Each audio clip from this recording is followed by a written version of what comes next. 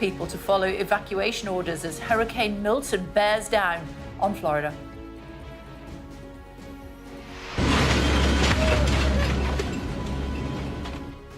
And what it looks like up close, the scientists flying over winds of up to 180 miles an hour. Also ahead, the final two contenders in the Tory leadership will be announced later on today after the last ballot of Tory MPs.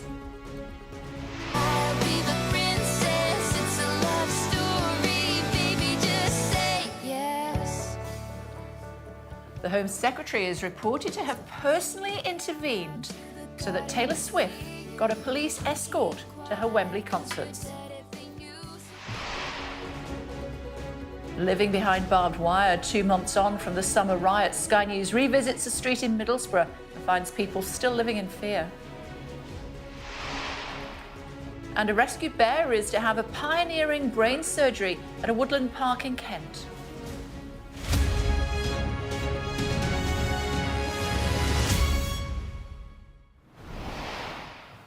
Morning, more than 1 million people have been told to evacuate from Florida, and officials are pleading with them to go, saying that if people ignore the order, they will die. The biggest storm in a century is expected to hit the state in the coming hours. James Matthews is there for us and has this report. It's on its way. In Tampa Bay, you hear it in the wind and see it in the darkened clouds. This is it, Hurricane Milton from a distance, complete with flashes of lightning at the eye of the storm. This is how it looked up close. These are pictures from the research aircraft that flew through winds of up to 180 miles an hour. Well.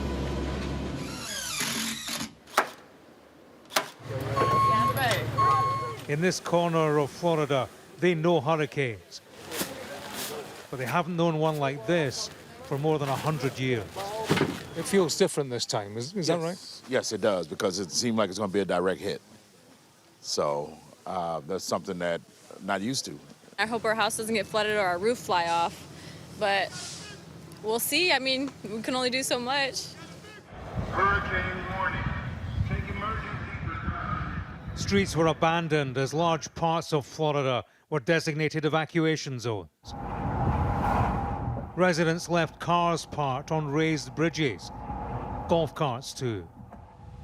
Behind them was the mess left by Hurricane Helene when it hit less than 2 weeks ago. Truck drivers were given a fee and police escort to remove debris that wind could turn into projectiles. You need to hold on to this until you get your registration. Hurricane winds could create a storm surge up to 15 feet. Built-up urban areas could be under threat.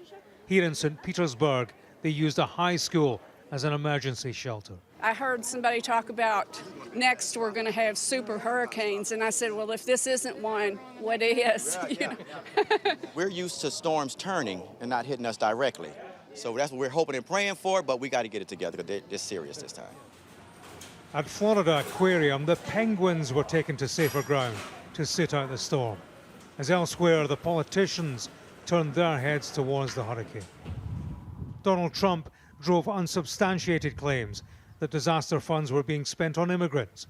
It was rejected by President Biden, who's cancelled a planned trip this week to Germany and Angola. They are the politics of disaster that could yet play into the US election next month. But here in the path of the hurricane, it's the next few days and survival that's the primary concern. James Matthews, Sky News, in Tierra Verde, Florida. Foreign Office has updated its travel advice for those heading to the area, warning of life-threatening conditions. People are advised to monitor the US National Hurricane Center website, follow all instructions from local authorities, and check with your airline prior to departure. Now, 3 will become 2 today in the race to be the next Tory leader. Shadow Home Secretary James Cleverly is the current frontrunner, topping the poll of MPs. It's a battle between Kemi Badenoch and Robert Jenrick as to who will carry the flag for the party's right. MPs will vote for their final 2 candidates this afternoon.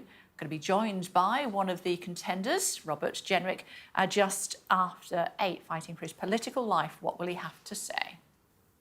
And you can find out who will be knocked out of the race with Sky's live coverage of the crucial vote this afternoon, 3:30. Now, what about this story? 2 senior Labour politicians reported to have asked police to give Taylor Swift a police escort to her Wembley concerts in August. The previous week, the star had to cancel her concerts in Austria because of a terror threat. What's going on? Well, this is all about the use of the police motorcade. They're referred to as the Special Escort Group of Motorcyclists, but often referred to as the SEG. They're usually reserved for senior royals and politicians. So, for example, heads of states that may be visiting will need this VIP treatment. However, there is some suggestion that Taylor Swift was offered this treatment earlier this year when she was touring in London for her Wembley gigs. And there's another suggestion that the SEG, the group that provides this service, weren't really happy about it. So the reports are the fact that the SEG were asked to provide this service. They'd initially said no, but then some senior Labour... By the Metropolitan Police? Yes, it's a special group. Said no? Apparently so. The Met has said no, up until the point that senior Labour politicians had stepped in. Now, these senior Labour politicians are thought to be the UK's Home Secretary, Yvette Cooper, and London Mayor Sadiq Khan. They apparently stepped in speaking to the Met about this special treatment, wanting to ensure that she was able to... So many questions. Yes, lots of questions. Ask away. I'm sure you've got plenty too. Could they have made that decision, those two, without the involvement of the Prime Minister? Well, that is what Sky News are currently trying to get to the bottom of. We're trying to establish whether or not the Prime Minister was aware of this. This is relevant, Kay, because as we know, right now there's lots of debate about how much freebies some Labour politicians received. And we all know that Keir Starmer did receive free tickets to this Taylor Swift concert, as did London Mayor Sadiq Khan. So Sky News are trying to dig now into whether or not the Prime Minister knew about this, but some would suggest that top members of the Labour Party certainly would have. Now, it is important to add, as you did in your introduction, that the reason why Taylor Swift's team would have been really conscious of security is because she had to cancel some of her gigs in Vienna a few months before. Now, this was because of a foiled terror plot. On the other hand, though, Met Police and MI5 carried out their own investigations here to ensure that the concerts would be safe, and they thought it would be so. So the idea that she's been given this special treatment, and I should also add, Prince Harry is not even entitled to this anymore, as he's no longer a working royal, will definitely pose some very serious questions for top Labour officials. So just to check, the Prime Minister got free tickets to the concert, which he has suggested he may pay back. He has already agreed to pay Yes. that. Who were the tickets from? Universal Music Group? I'm not sure of that. I need to double check that, but I presume so. I know the answer. Yes. Go on, go. Universal Tell me. Music Group. Right. Who's her label? More to talk about there, isn't there? So many questions, my goodness. Good to see you, Kay. You too, what have you got? We're going to start in the Middle East, actually. We're going to take viewers there. We've got Alistair Bunkle on standby. And this is all to do with more strikes overnight on the Syrian capital, Damascus. Let's go live now to our Middle East correspondent, Alistair Bunkle, who is with us in Jerusalem. Good morning to you, Alistair. So more strikes in Syria overnight, but the US State Department saying, actually, that Hezbollah, for the first time, are on the back foot. Bring viewers up to date. Yeah, look, I would say there are two things that we need to be keeping a close eye on today and in the coming days. The first is the potential that Israel will strike Iran back. It's been over a week now since Iran launched those ballistic missiles at Israel, and Israel has been considering and trying to formulate what its response is going to be. So last night, Benjamin Netanyahu met with his security cabinet to try and agree what form that response should take. There's been a bit of controversy because Yoav Gallant, the Israeli Defense Secretary, was supposed to go to the Pentagon today to meet his opposite number there, Lloyd Austin, but Netanyahu blocked him from doing so. One of the reasons, he said, that Netanyahu wanted to speak to President Biden on the phone. That conversation, we understand, is due to happen later this afternoon, and the Americans are very keen that they help shape Israel's response and make sure that it's a response that isn't too inflammatory. So I think the Americans don't want the Israelis to hit Iran's nuclear sites, and almost certainly they don't want them to hit their oil infrastructure either. So I think the Americans will be pushing for a strike that probably targets Revolutionary Guard bases and sites, that kind of thing, in order that this sort of tit-for-tat of counter-strikes between the two sides, between Iran and Israel, doesn't become bigger.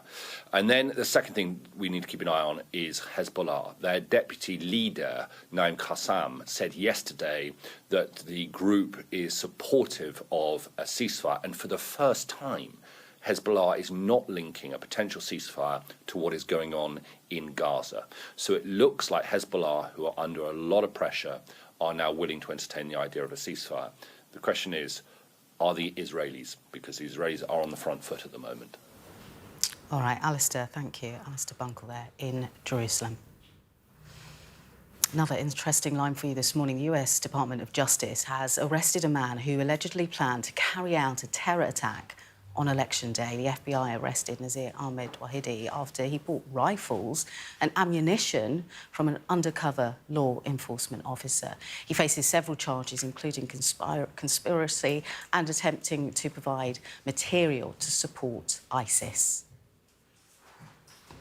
X will become available to use in Brazil again after it was shut down more than a month ago. Elon Musk, who owns the platform, became involved in a dispute with a judge at the country's Supreme Court over free speech and misinformation. He's now complied with demands, including blocking certain accounts, paying fines, and naming a legal representative. And an image of a swarm of toad tadpoles has won this year's Wildlife Photographer of the Year competition, beating nearly 60,000 entries. Canadian photojournalist Shane Gross captured the winning photograph titled The Swarm of Life while snorkelling through lily pads on Vancouver Island for several hours. The western toad tadpoles are classed as near threatened due to habitat destruction and predators. And chatting to two of the contestants in that competition a little bit later on here on Sky News. Just had a comment from the Metropolitan Police in relation to the Taylor Swift story that is on the front page of the Sun newspaper this morning, and whether or not they initially said no to a blue light motorcade for the star to get to Wembley during her concert dates, and whether the Home Office and the Mayor of London, Greater London, intervened and got them to change their mind. A Met Police spokesman said, "The Met is operationally independent. Our decision making is based on a thorough assessment of threat, risk and harm and the circumstances of each case. It's our long-standing position that we don't comment on the specific details of protective security arrangements." I think that sort of opens up more questions than it answers, doesn't it, really? But we'll keep on it. Meantime, it's been 2 months since the summer riots. Sky News has visited one street in Middlesbrough, which bore the brunt of the unrest and found people still living in fear. Shingi Maruriki reports. These terraced houses run through one of the country's most deprived communities. One street in Middlesbrough paints an entirely different reality to the establishment it shares a name with. This is Parliament Road. The violence that swept the country this summer found its way here. What was advertised as a peaceful pro-British march starting at the Cenotaph became a riot, focused on one of Middlesbrough's most diverse areas, with groups targeting homes and livelihoods. Through the window! People here are reflecting not just on those scenes, but social issues that existed long before. Parvaz understands the problems faced in this postcode more than most. He's had his phone shop robbed so many times, he's taken drastic measures. I just put the shop for sale now. I think I'm not give up. But it's not 1 time, 2 times, 3 times, you know what I mean? It's so many times I'd give up. His discontent only deepened this summer when this happened during the riots. So they climbed on top of your car and started jumping on it? Look, this guy broke the windows, you see? Happening, what we can see. Yeah, look, this is my car outside my house. One guy, second guy, look, third guy. Where were you when this was happening? I was inside. So you saw it? Yeah. What happened this summer is still evident here, with residents uncertain about when repairs will be made. The house John lives in was targeted that day. The windows still boarded up months later. Whew. Once that is not the original state, for sure it will frustrate me, you know. But I have hope in the police department that once they said it's going to be fixed, it will be fixed. So, this is a diverse community relying on vital services. Streets Ahead are a charity who put on a low-price food shop for residents. Every time they open their doors, they're busy here. The people who run this service believe beyond any damage left by rioting, they can see a deeper disrepair with other issues that also need to be looked at. We can fix windows, we can fix cars, we can do that. But fixing people's state of mind is a completely different thing. We need to get the hospital sorted out. We need to take care of poverty in these areas, we need to take care of health in these areas. It's a much wider range of things than people actually imagine it could ever be. Beneath one day of disorder are more complex issues. There are cracks in this community and repairing those will take some time. Shingi Marike, Sky News, Middlesbrough. Culture Secretary's here for us this morning, Lisa Nandy, of course. What are you doing to help the independent film industry? We're laying legislation today in the House of Commons to provide tax relief for the independent film industry. UK film is one of our greatest exports. It provides good jobs and growth all over the country. People love and know Britain for the quality of the films that we make. And it's our intention that we're going to rival Hollywood for #1 film status across the world. But the independent film industry needs some support to attract investment. By providing tax relief for independent films, we're putting rocket boosters under the industry. They'll be able to attract far more investment from overseas and from private investors. And yesterday I was at Pinewood Studios meeting with some of the different independent filmmakers, the likes of Gurinder Chandra, Danny Boyle, Steve McQueen. These are the people in the films like Bend It Like Beckham and Trainspotting that we want to see a new generation be able to produce. What did you know, or what do you know, about Taylor Swift's Blue Light Motorcade?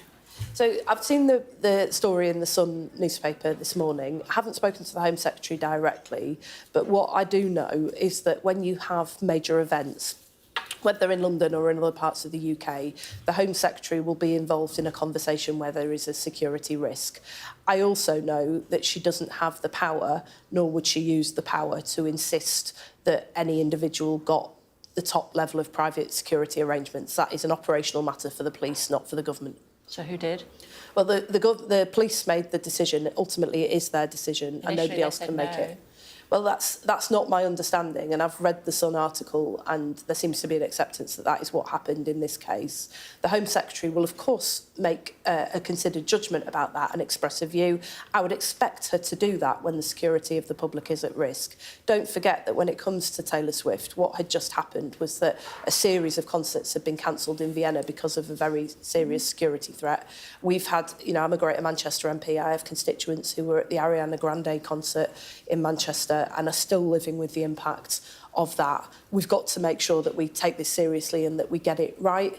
But I utterly reject that there's been any kind of wrongdoing or undue influence in this case. What involvement did the London Mayor have?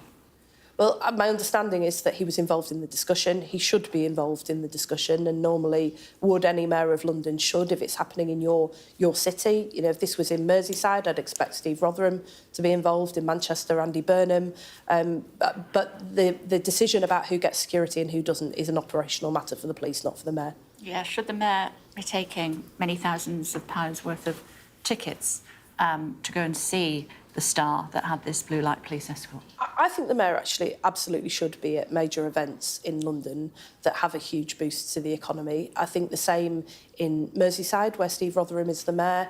The Liverpool Taylor Swift events were one of the biggest boosts to the Liverpool economy for a long time.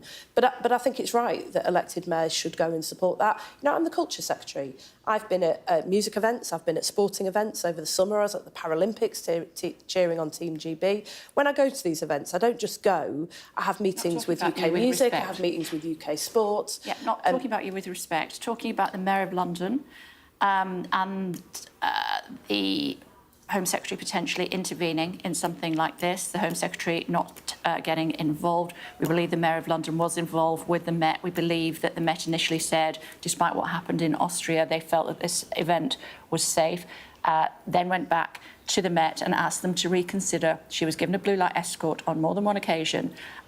In addition to that, our Prime Minister was also at this event. He's now paying back the money for these tickets given to him by Universal Music Group. Universal Music Group is the record label for Taylor Swift.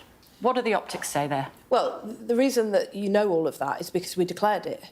We've been open and transparent and... No, you didn't initially. That's not true. Well, no, we have declared it. I mean, all of us actually have declared our donations in the run-up to the campaign and also after the general election. And unlike the Conservative government, we were bound by parliamentary rules. So all of the things that we've claimed for or taken as donations or gifts over the last year, you'll be able to see With not respect, just I'm not going what down we've that done, route. but I'm the value. talking about the optics of the record label that promotes Taylor Swift, the biggest star in the world at the moment, giving free tickets to a Prime Minister whose government and police service, certainly within London, gave the biggest star in the world a blue light motorcade when initially it was thought that that was not the right thing to do. You can see where I'm going with that. That is not good optics for your government. Look, I can absolutely see where you're going with it, but I think the question is, should we be declaring this or not? And we do think we should be declaring it, which is why you and I are having this conversation. These will always be judgments that people have to make about whether we are doing the right or wrong thing. There are people who think I shouldn't be going to things like the Paralympics or the Euros final. About you. No, I accept that, but there are people who think that I shouldn't. That's why I declare everything. It's why the Prime Minister declares everything. And the Prime Minister are going to this concert and they're some way involved in deciding, overruling the decision by the Metropolitan Police, they should stay a mile away from that concert. Well, first of all, there's no suggestion that the Prime Minister did any such thing. I'm sure he's aware of it. I don't know. I genuinely don't know, and I don't think you know either, but there's no suggestion that that's what I know.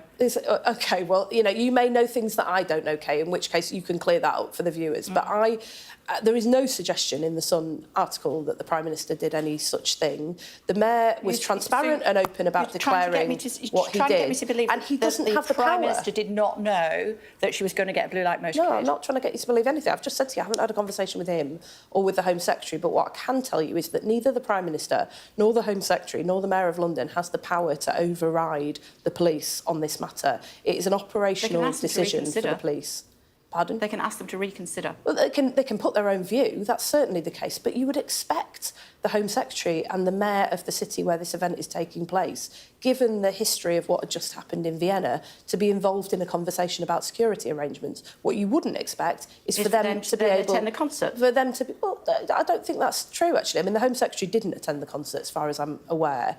But I don't think that's right. But the Mayor of London did. Yeah, the Mayor of London London went twice. But I don't. You know, we're now in a situation where, I mean, you know, most of Sky News... tickets from Universal Music Group. I mean, most of Sky News was at these events in these same boxes as well, to be completely fair. Who was there? And, well, you were there. I paid for my tickets. But I paid for my tickets. Well, he's paying for his tickets. Eventually you paid for them.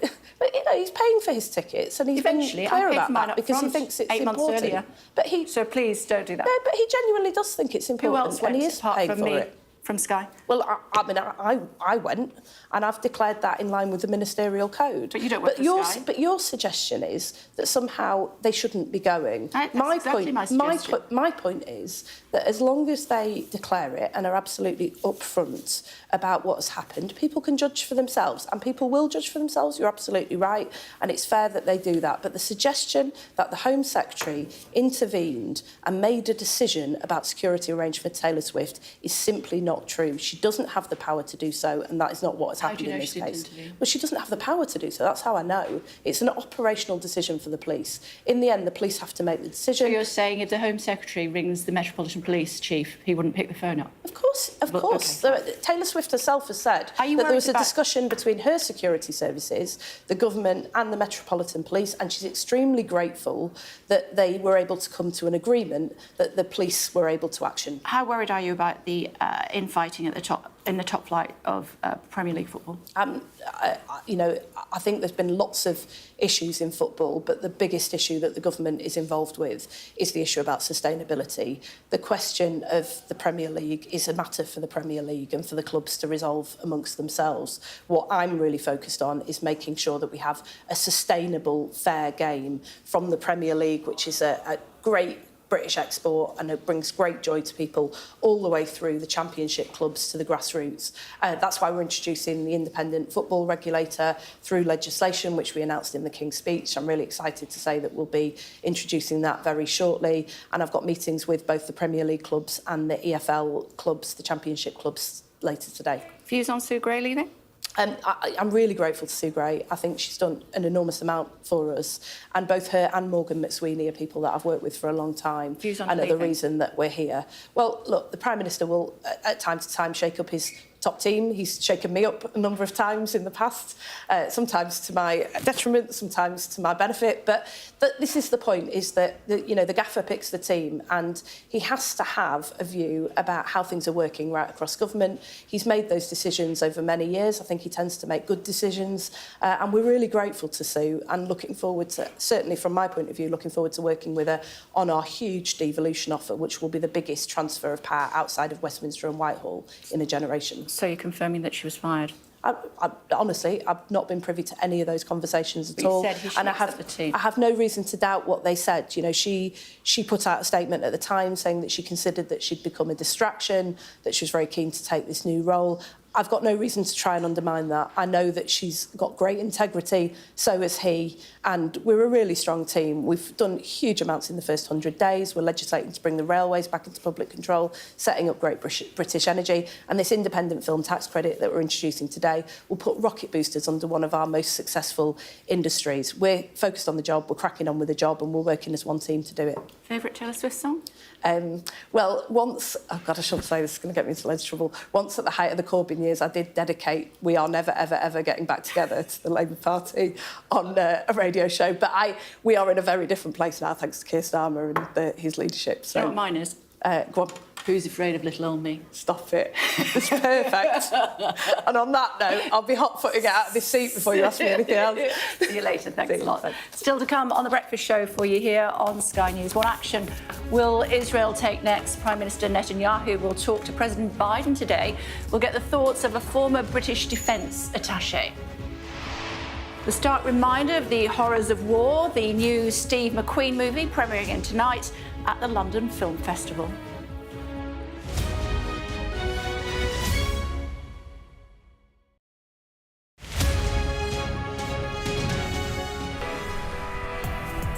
I'm Stuart Ramsey, and I'm Sky's chief correspondent.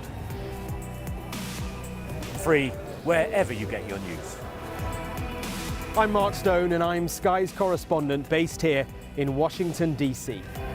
Sky News, get the full story first. I'm Katie Spencer, and I'm Sky News' arts and entertainment correspondent. I'm Lisa Dowd, and I'm one of Sky's Midlands correspondents. The reason I do this job is because you never know where it's going to lead. Our app gives you the very best of Sky News wherever you are. Breaking news, videos and analysis. Evidence of the crisis. Podcasts watching us live. I'm live in Jerusalem. Wherever you get your podcast. All in one place and all at just the touch of a screen. The Sky News app. Get the full story first.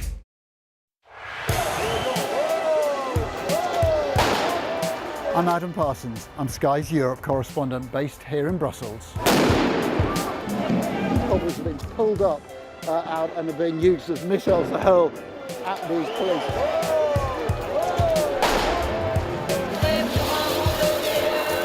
Made by people, who dare to challenge. Nice to see you again, Mr. Barnier. Why? Meeting you. Fishing does have the potential to stymie an enormous economic deal. We take you to the heart of stories that shape our world. What strikes you when you come to this glacier is not just the way in which the environment is changing, but the speed at which those changes are happening.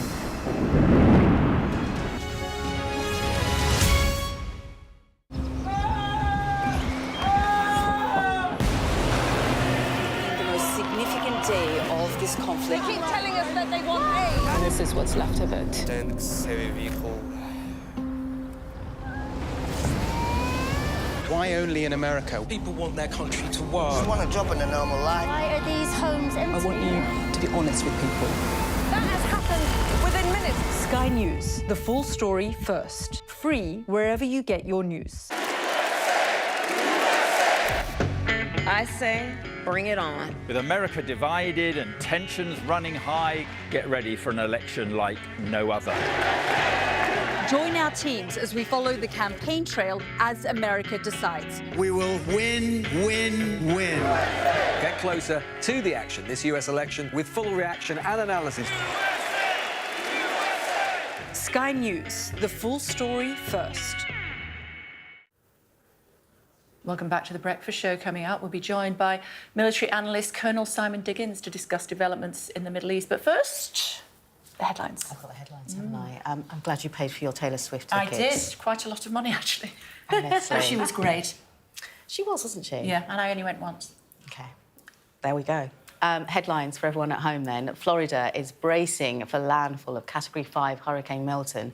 Officials have pleaded with residents to follow evacuation orders, and even Joe Biden postponed 2 foreign trips in order to oversee preparations. Tory MPs vote on which 2 contenders should be put before the membership to the next party leader today. Tom Tugendhat has been knocked out of the race, leaving Robert Jenrick, Kemi Badenoch and James Cleverly.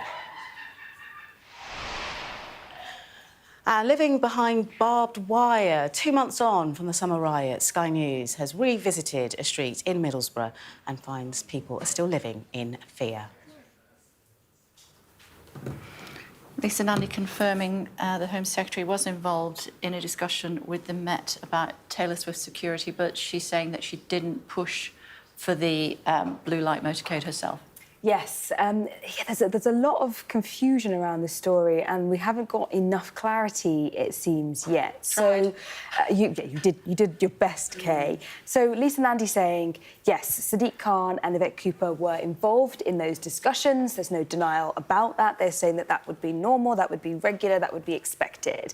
The difficulty, therefore, lies in this allegation as to whether they both, Sadiq Khan and Yvette Cooper, pushed the Met Police to reconsider on the rejection of that blue light motorcade and then said, actually, no, please, can we have this?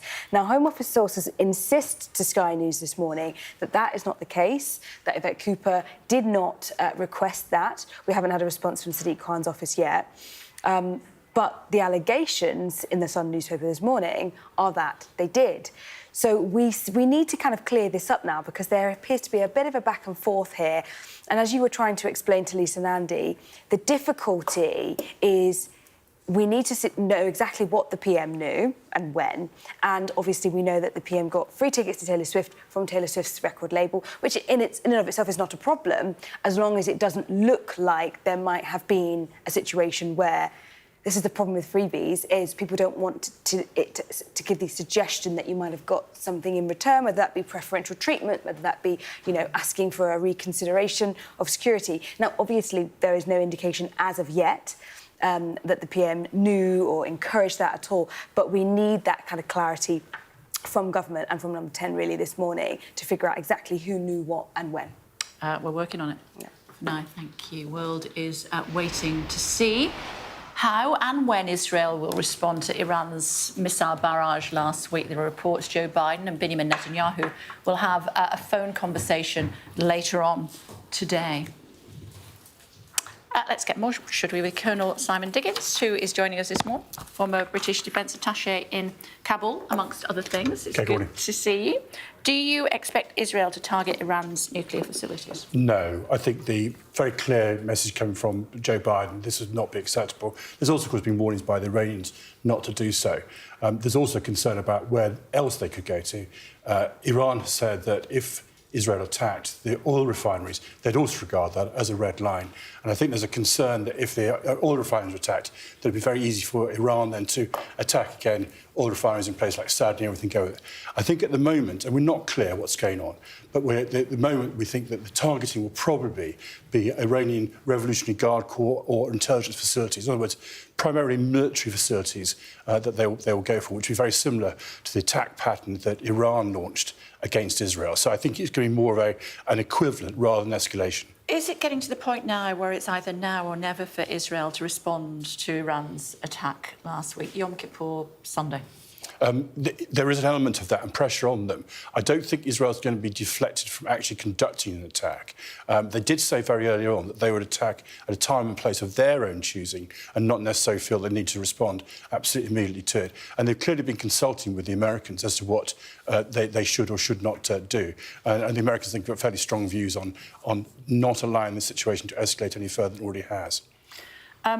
Hezbollah have, we're told, left the door open for a negotiated ceasefire. Likelihood?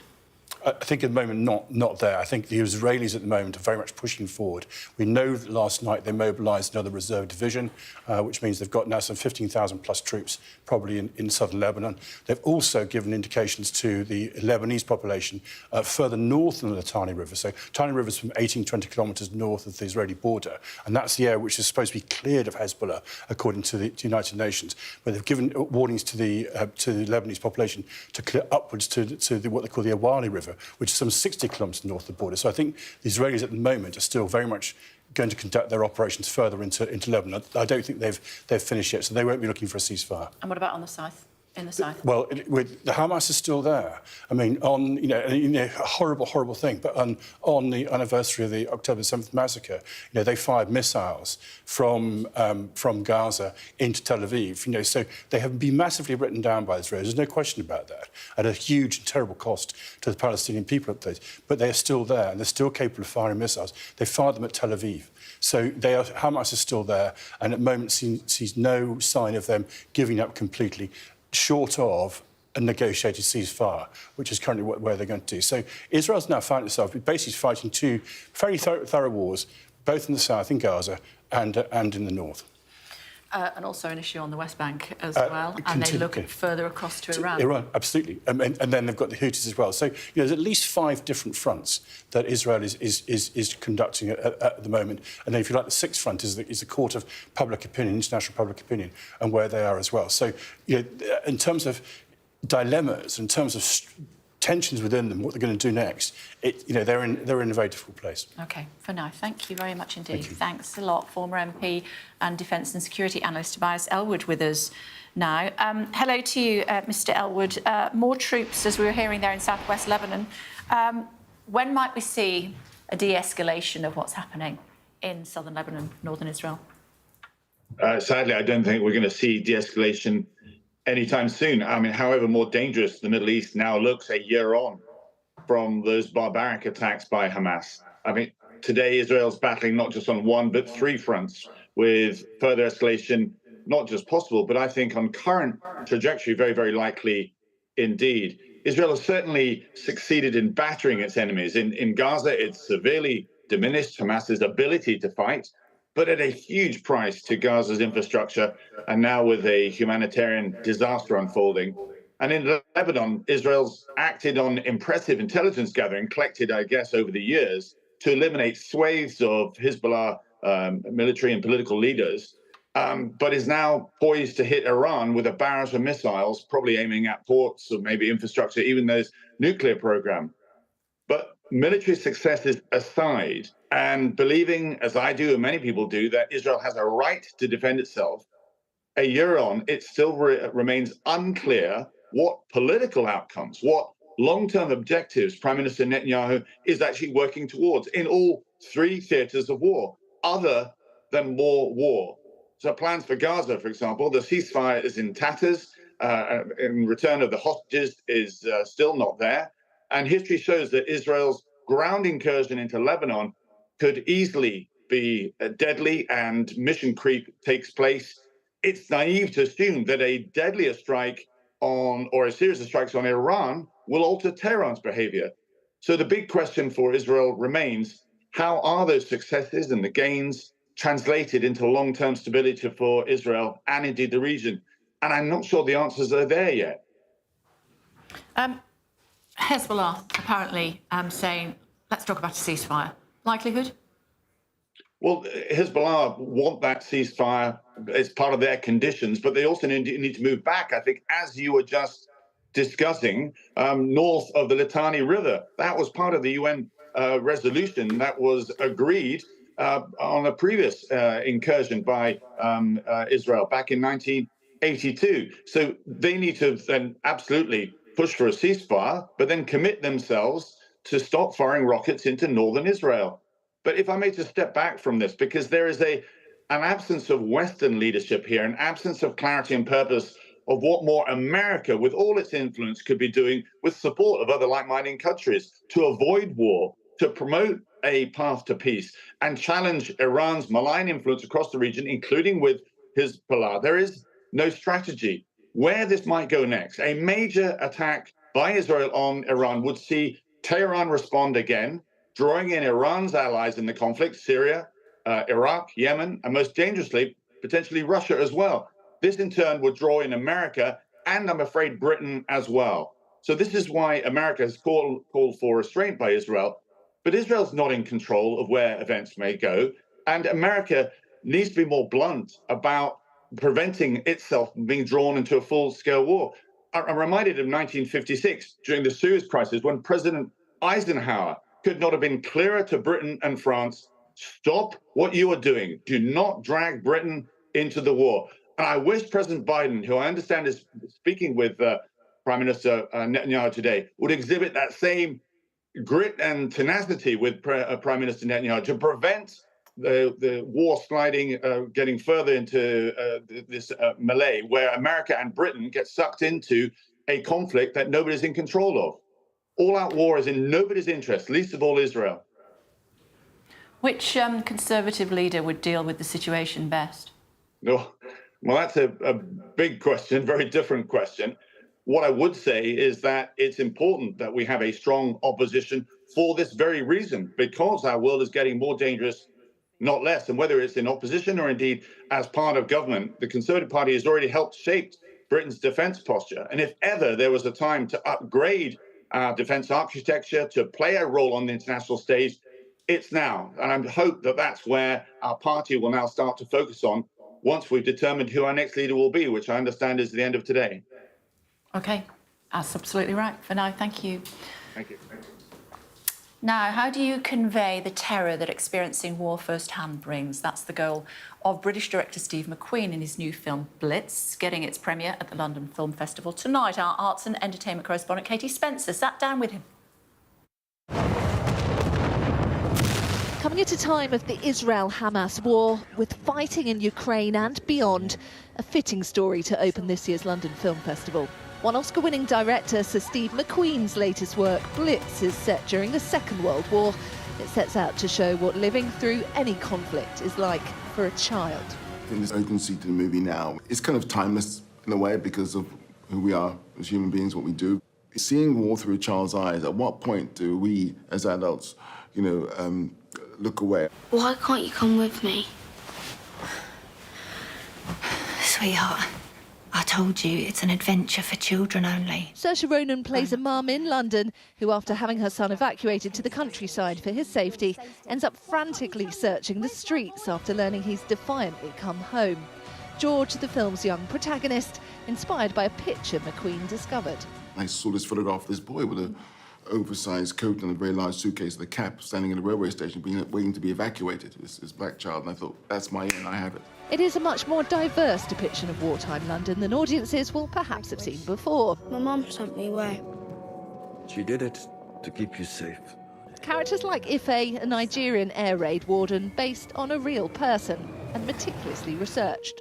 I'm not interested in pointing anything out. I'm just interested in telling the truth. It's not a case of, as my son said, flexing. It's a case of just telling the truth. It's just normal. It's going to keep you safe, all right? While some fear society has become desensitised to the realities of war, Blitz is a very human study of what it takes to carry on during conflict. Hopefully, it can help in one way, shape, form, or other. Take people off their iPhones for 5 minutes or so.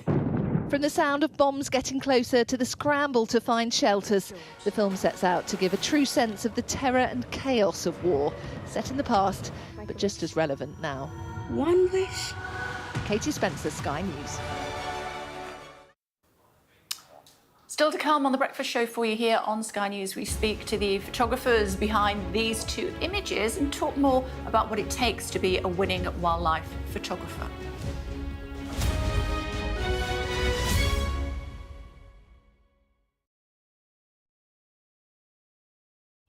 We arrive.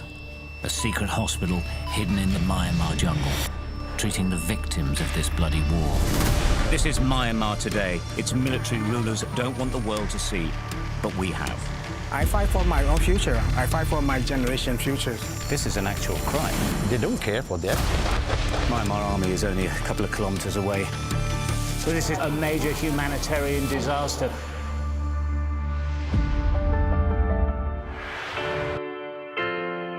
I'm Mark Stone and I'm Sky's correspondent based here in Washington, D.C. We'd been warned that we would meet people in the lowest moment of their lives. Their story is one of fundamental American failure. Well, a slow drive for the president as he approaches his golf club, but I have to say there are more media here than there are supporters. We love Trump! I've witnessed the remarkable passion for politics here, but the anger too. This is just the audience that Joe Biden wanted. Is this the moment to reform gun laws? You know, it's easy to go to politics. But it's important. It's at the heart of the issue. For all the talk of a toned-down, humbled Trump, yes, maybe there was just a little less rhetoric, a little less divisiveness, but in the end it was the same rhythm, the same speech, the same man. All them people that died in Russia and Ukraine, they'd still be alive today if Donald Trump was the president. If it was my wish, have a businessman that's strong like Trump, but maybe just doesn't say as much, you know? We are under Israeli military restrictions in terms of some of the things that we can film, but it's important to be in there. What we've been allowed to see over here is a humanitarian corridor, free wherever you get your news. A young American medical student is making remarkable things happen. I've seen a lot of difficult things, and honestly, it breaks my heart. These children don't deserve that. I don't think there's a single Arab I know who isn't seriously disturbed by what's going on. And so they gathered for this wonder of nature. I'm very excited right now. This is an extraordinary moment beyond anything I could have expected. Sky News, get the full story first. There's always more to the news than a headline. We want to discover, to delve a little deeper, to find out what's really going on. Explanation, analysis, the people at the heart of every story. I'm Neil Patterson, and this is the Sky News Daily Podcast. So, by the end, we'll hopefully all understand what's going on in the world just that little better. Available wherever you get your podcasts. A 2-year-old bear will today undergo pioneering brain surgery. Boki, a European brown bear, has been suffering seizures and vision problems for the last 5 months. All sounds a bit grisly, doesn't he? Boki lives at Wildwood Trust in Kent, which is where our science correspondent Thomas Moore is for us this morning. Hi, Thomas, what's going on? Well, Boki, as you say, has been having seizures, and they diagnose hydrocephalus, which can affect humans too, but rarer in bears, it would seem. It is a build-up of fluid in the brain, and that is what is causing the seizures, the vision problems, and so on. And it is affecting his quality of life. He can't do the stuff that young bears like to do, like climb trees, without having it flare up. So he's been on steroids for a while, but that treatment is beginning to wear off. So here at the Wildwood Trust, they are now going to do an operation to drain the fluid with a tube that goes into his brain and hopefully relieve that pressure. Now, I've spoken to the keepers this morning. He's had a good night. He's already going through the same pre-op checks that a human would have. He didn't have any food this morning, no breakfast for him. He'll have his anaesthetic sometime after 8 o'clock, and then they're hoping to get underway around 9, a 3-hour operation to run a tube from inside his head down under his skin to his bladder, where the fluid will just hopefully drain away and allow him to get back to the kind of activities that he likes to do. We saw him yesterday. He's a charismatic young chap.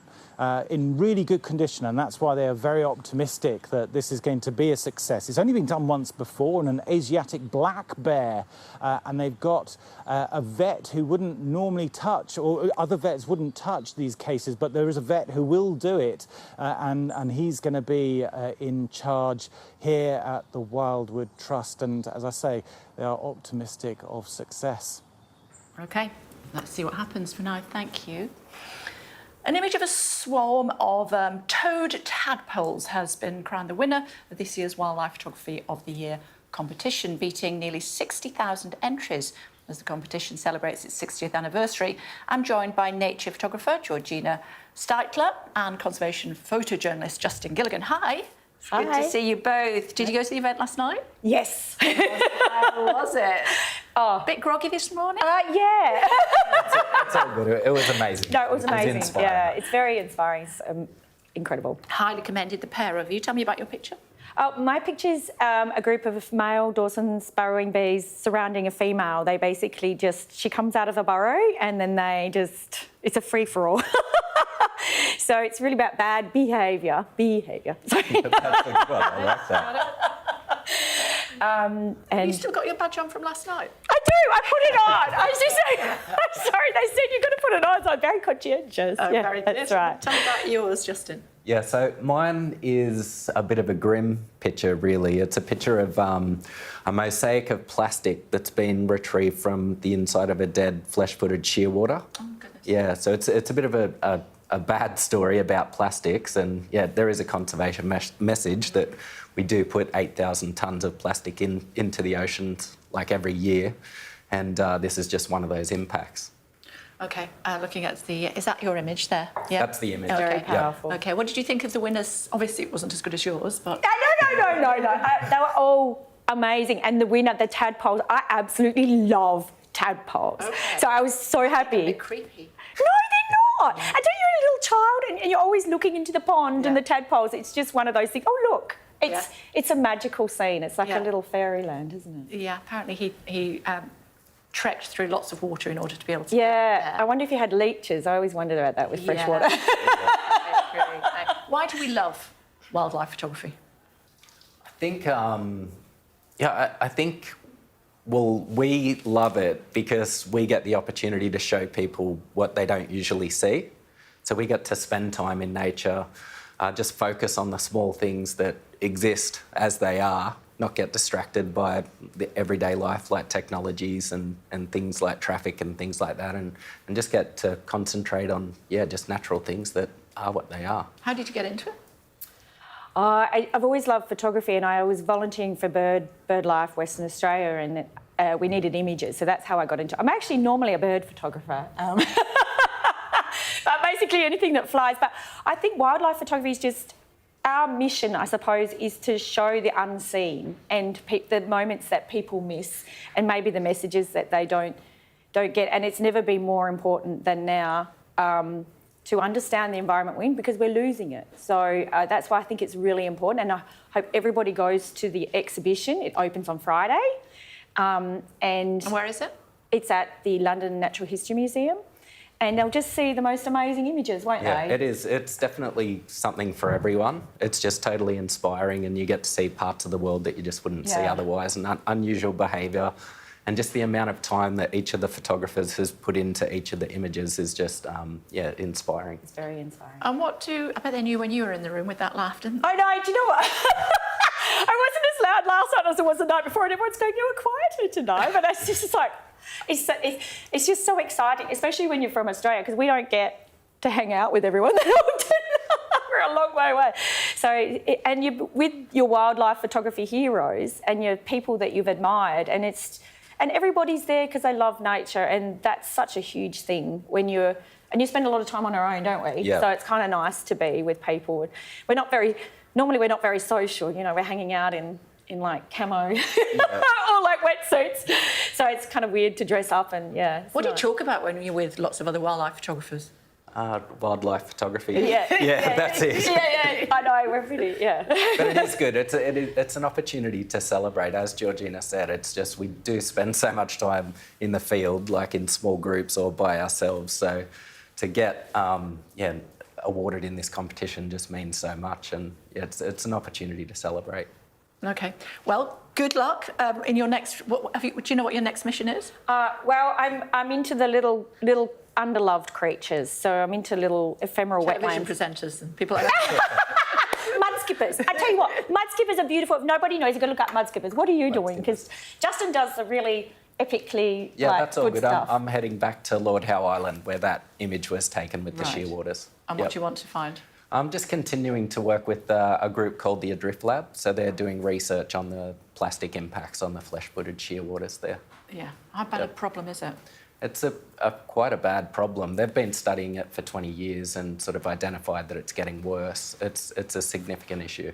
Okay. Good to see you both. Thank you very much thank indeed you. for joining us. And- Congratulations. Yeah, and the competition opens for entries if anyone wants to enter. That I really recommend they do because it's just an amazing experience as well. It opens on Monday for next year. Okay, and in the meantime, all the images that were in the finals, we can see at the Natural History Museum. Exactly. Amazing. It's good to talk to you. Oh, Thanks very much. thank you for having indeed. us. Thank you. Still to come on the programme for you, we've got Robert Jenrick in the house. He rang late last night, wants to be on the telly.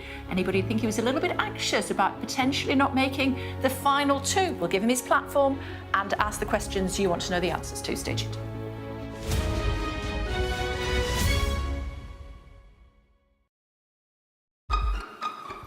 We've got your Sunday mornings covered. From the front page and the sounds of the streets to the voices of the people who make the major calls and big picture politics beyond Westminster. We'll put you at the heart of our story. A new start to Sunday. I'm ready. Are you? Join me, Trevor Phillips, Sunday mornings on Sky News.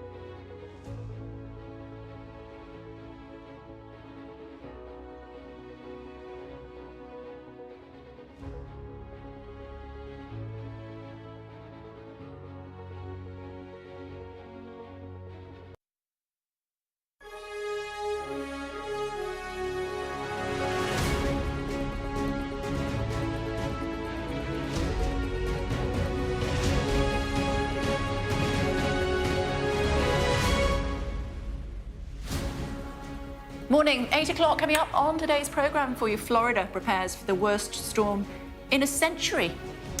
Plus, 3 becomes 2. We'll know the final candidates in the Tory leadership race by this afternoon, and Robert Jenrick is joining us shortly. Late booking last night, that. Interesting. I'll put us under pressure. We're also we're going to talk about cancer detection on the show a bit later on, and how that could potentially revolutionise diagnosis and treatment too. It's Wednesday, the 9th of October.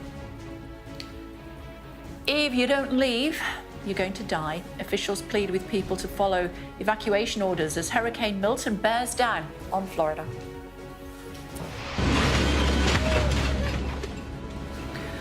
And what it looks like up close, the scientists flying over winds of up to 180 miles an hour. Also ahead, the final 2 contenders in the Tory leadership will be announced later on today after the last ballot of Tory MPs. Government confirms on this programme that like a record scratch as I scream. Who's afraid of little old me? As I was saying, the government confirming on this programme that the Home Secretary discussed Taylor Swift's security with the Metropolitan Police before her latest Wembley concerts. When you have major events, whether in London or in other parts of the UK, the Home Secretary will be involved in a conversation where there is a security risk. Living behind barbed wire 2 months on from the summer riots, Sky News revisits the street in Middlesbrough and finds people still living in fear. And a rescued bear is to have pioneering brain surgery. Yeah, I know, at a woodland park in Kent.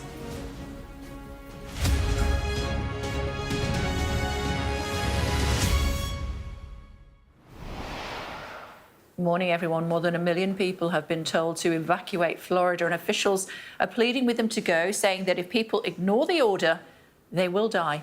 The biggest storm in a century is expected to hit the state in the coming hours. James Matthews is there for us and has this report. It's on its way.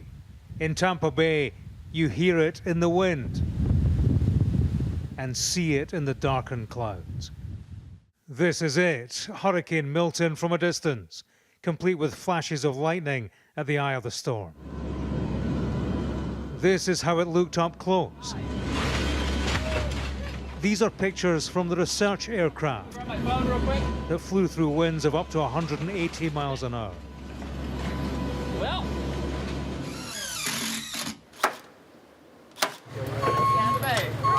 In this corner of Florida, they know hurricanes, but they haven't known one like this for more than 100 years.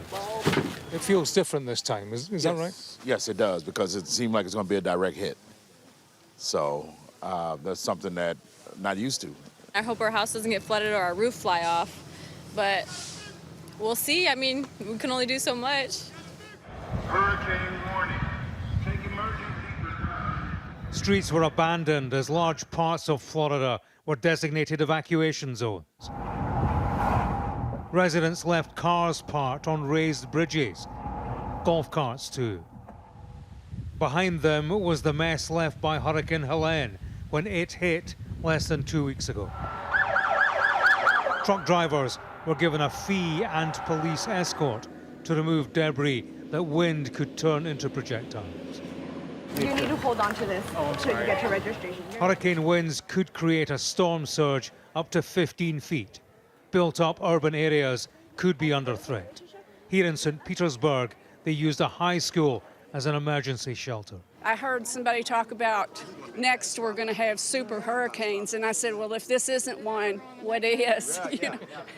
We're used to storms turning and not hitting us directly. So that's what we're hoping and praying for, but we got to get it together because they're serious this time. At Florida Aquarium, the penguins were taken to safer ground to sit out the storm, as elsewhere the politicians turned their heads towards the hurricane. Donald Trump drove unsubstantiated claims that disaster funds were being spent on immigrants. It was rejected by President Biden, who's cancelled a planned trip this week to Germany and Angola. They are the politics of disaster that could yet play into the US election next month. But here in the path of the hurricane, it's the next few days and survival that's the primary concern. James Matthews, Sky News, in Tierra Verde, Florida.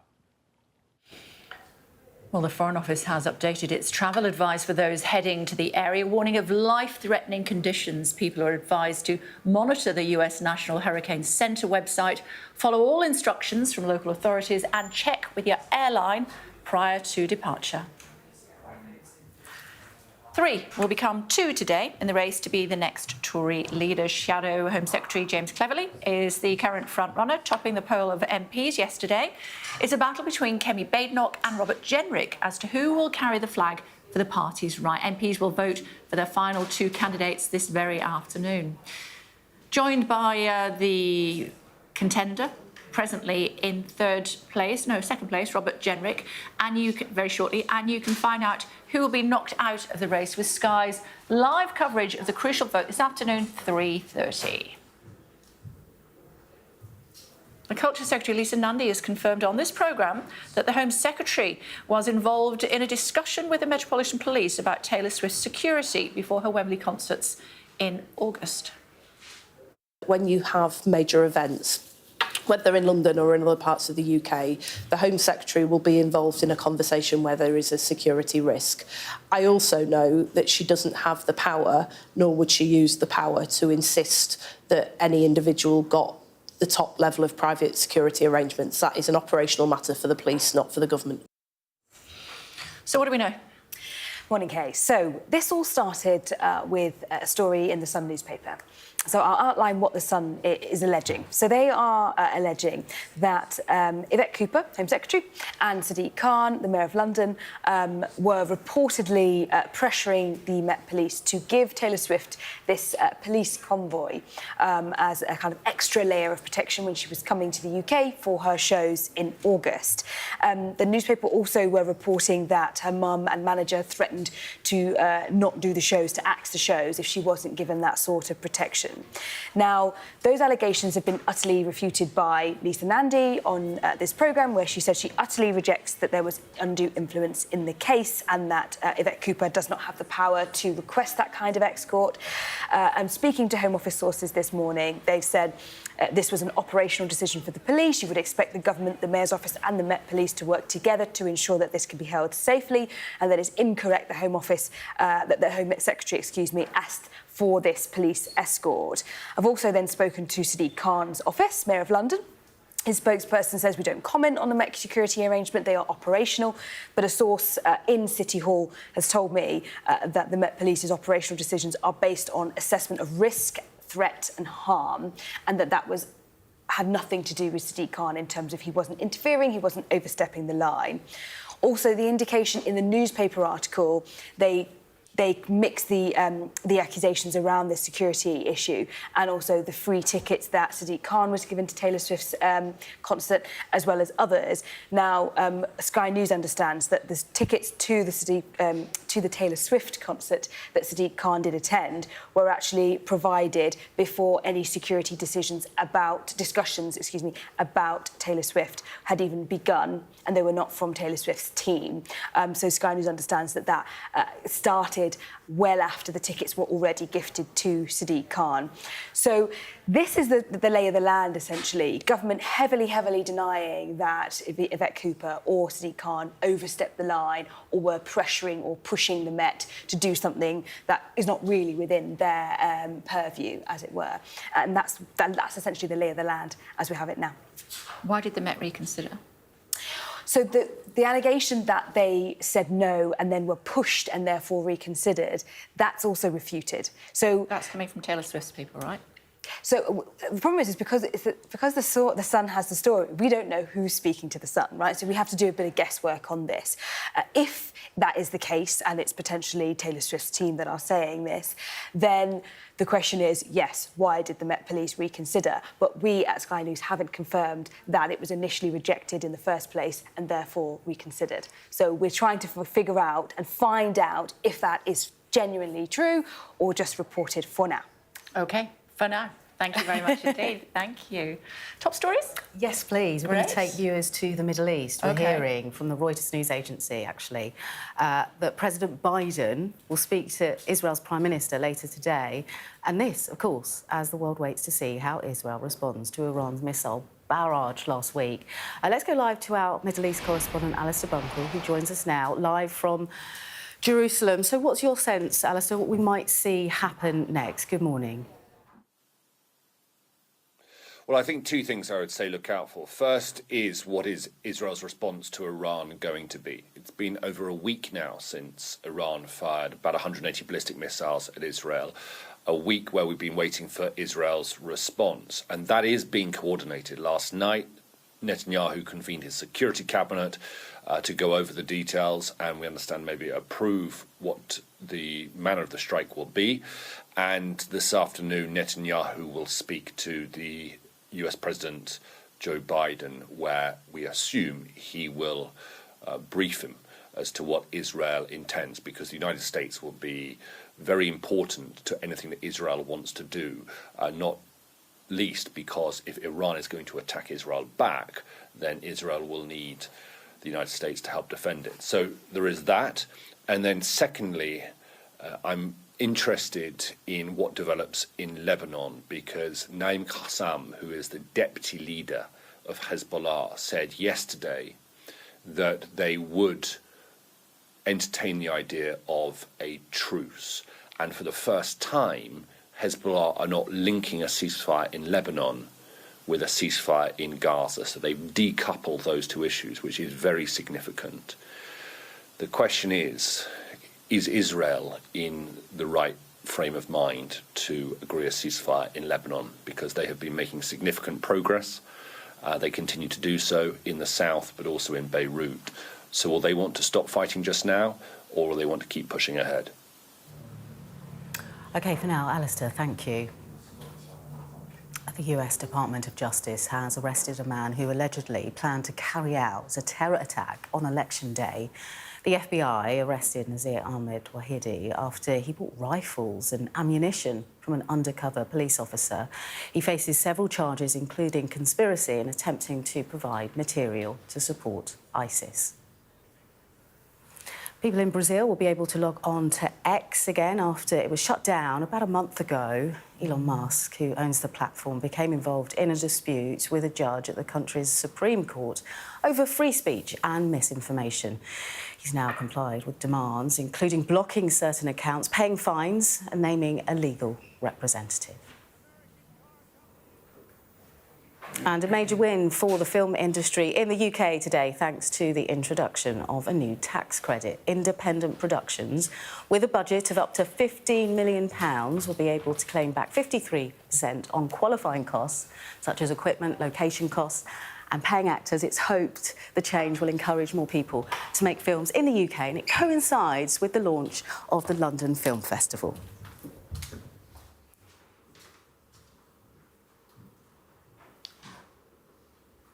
It's D-Day for would-be Tory leader Robert Jenrick. He's here. Good morning, Kay. Good morning. Where do you see yourself in 5 years' time? Well, I hope to be the leader of the Conservative Party taking us into a successful general election. Who should Starmer fear more, you or Cleverly or Kemi Badenoch?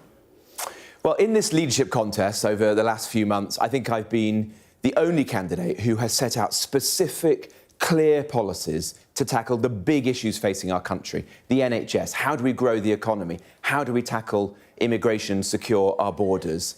Because I think it's so important that the Conservative Party gets back onto the common ground of British politics, addressing the things that the public really care about. And the polling suggests that of the candidates, I am the best placed to win back the millions of voters we lost to Reform and the voters we lost on our left to the Lib Dems. If we don't do that, then there's no future for our party, and we will be stuck in the political wilderness for years to come. So the party needs now somebody who is professional, who's competent, and is focused on the most salient issues, the things that your viewers really care about. That is me. That's what I want to do for the Conservative Party. OK, that's the pitch. Why do you think Cleverly's doing much better than you? Well, there's always horse trading, okay, in the final stages. Ooh, what are you of suggesting these... there, then? Well, look, I've been around long enough to know that in the last few votes in these leadership contests, there's always people, moving around votes and so on. But what really...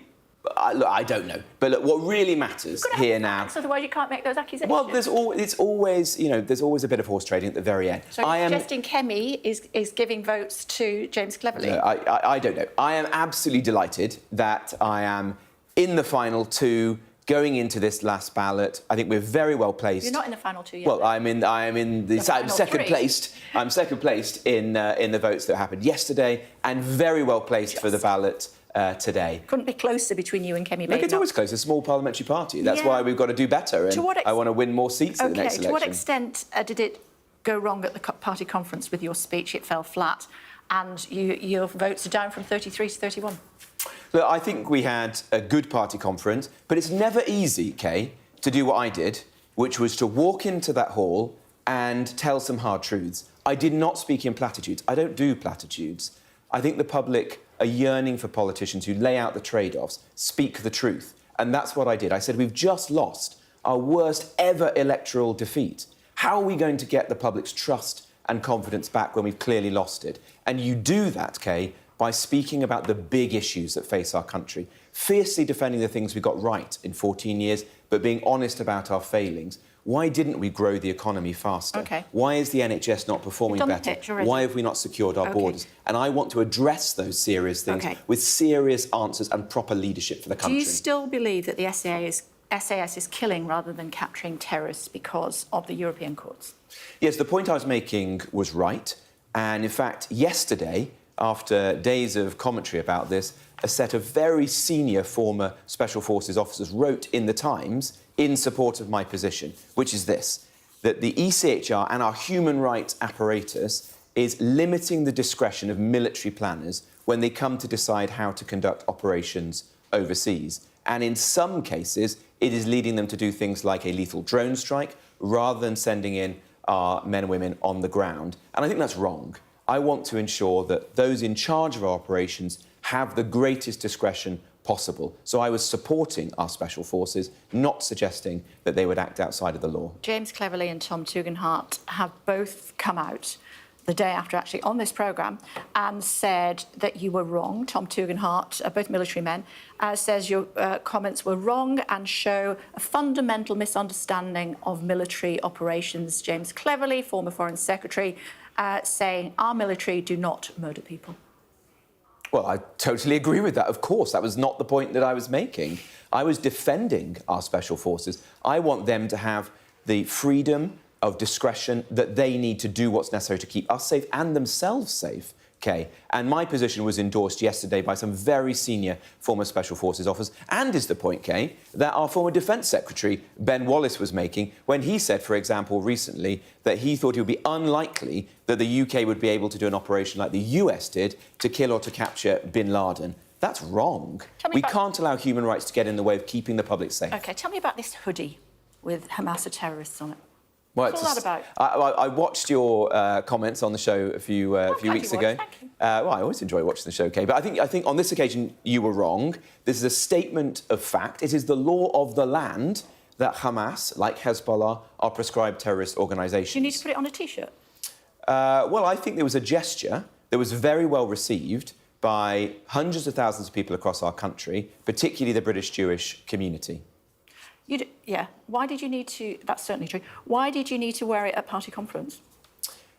Because I went to an event which was for the British Jewish community, and they feel that, if I'm honest with you, Kay, it was wrong of you and other journalists to even question that what you said, that I might have been inciting people. Inciting who? Supporters of Hamas? Depends where you wear it. Supporters of Hamas? Depends where you wear it, I suppose, doesn't it? Well, if you were wearing it as you walked down Park Lane when there was a demonstration for a pro-Palestinian demonstration coming the other way, what do you think would happen?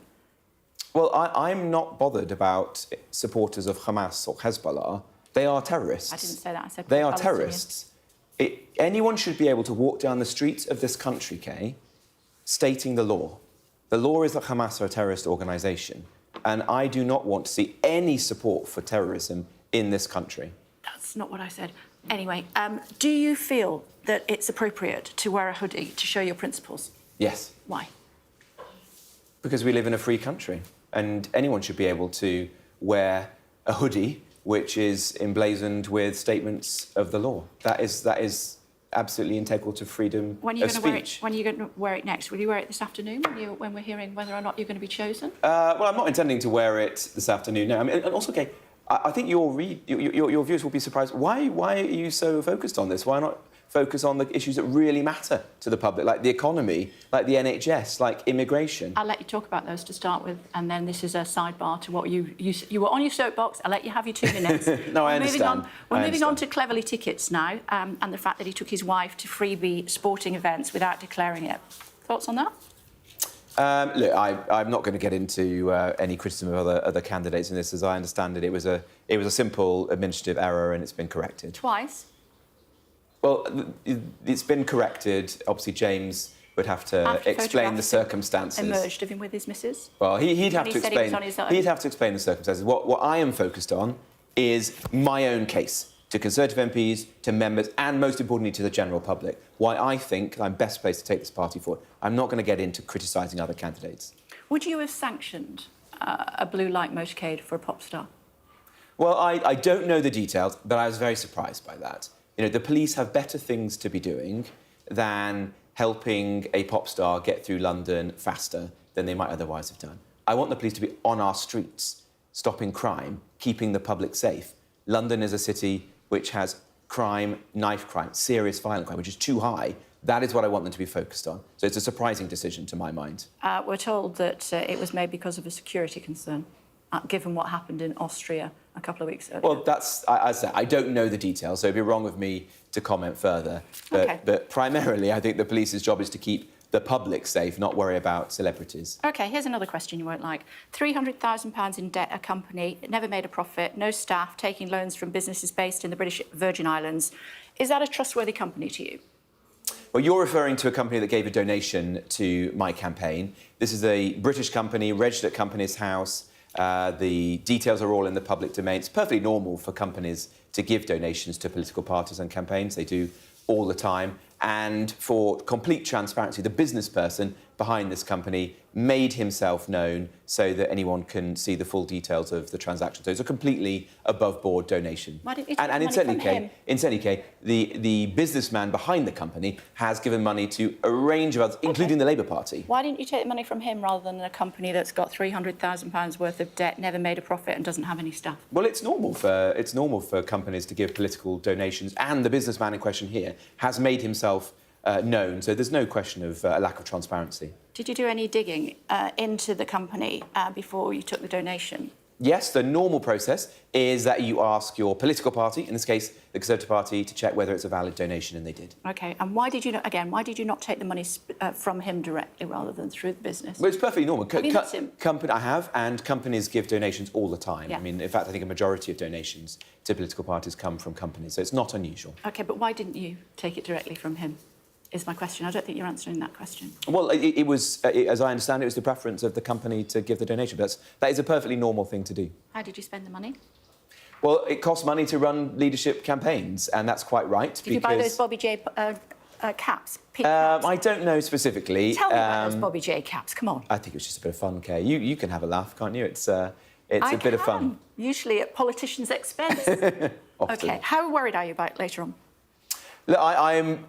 relaxed but not complacent. We are working hard, trying to get all the votes we can and get over the line so we can move forward into the members' stage. What I think you've seen from me over the summer is we've worked relentlessly, extremely hard. In all 4 nations of the UK, done hundreds of meetings with members. And the most important thing of all is that I have an actual diagnosis of where did this go wrong? Why did we lose the election? Where did we fail to deliver as a party? And how can we, Conservative Party, how can we recapture the common ground of British politics? And that is, Kay, by talking relentlessly about the economy, the NHS and our borders, not getting distracted, going down rabbit holes, turning the Conservative Party into a Twitter account. You want this party to be led by somebody who is serious, has ideas and policies, who stands on principle, as I did when I resigned from the Cabinet over immigration, and can imbue it with competence and professionalism again and begin to win back the trust and the confidence of the British public. You've had 3 shredded week this morning, haven't you?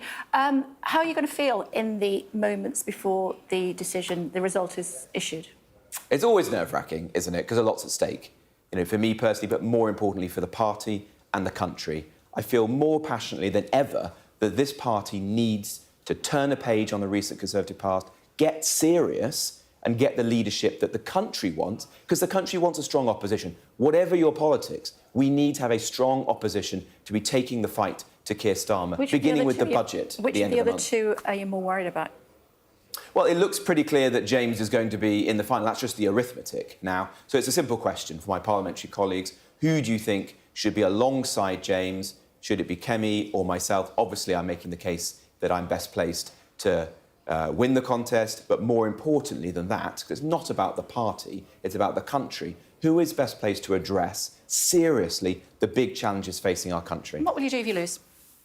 I'll continue to serve my constituents in Newark and serve the Conservative Party in any way that I can. OK, it's good to see you as always. Thank you, Kay. Thank you very much indeed. Thank you. You can find out who will be knocked out of the race with Sky's live coverage of the crucial vote this afternoon at 3:30. We heard there from Robert Jenrick making the case that he should be in the final 2. He also told us that he watches the programme and he doesn't always agree with my interviews. He's a politician. Lots of politicians don't always agree with my interviews, but he was good enough to come on and talk to us today. If the other 2 want to talk to us as well, of course, they would be very welcome to do so. 3:30 this afternoon, we'll know who the final 2 are, going to the party faithful to decide who will be the next Tory leader. Over the next couple of days, the country will lie between lower weather. If we scroll up on the autocue, I can read the weather. There we go. Low pressure spreading east and Storm Kirk crossing the near continent.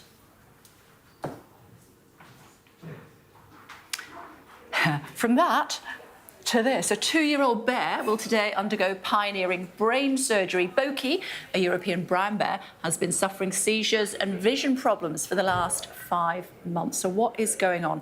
Well, he lives at Wildwood Trust in Kent, which is where our science and correspondent, Thomas Moore, is standing by for us this morning. Hello to you, Thomas. Good to talk to you. Thanks for taking the time. Have they started the op yet?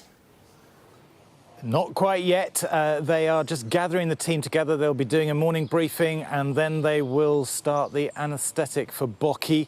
And then it's a 3-hour-ish operation to put a tube inside his head. Boki has hydrocephalus, a condition that can affect humans too.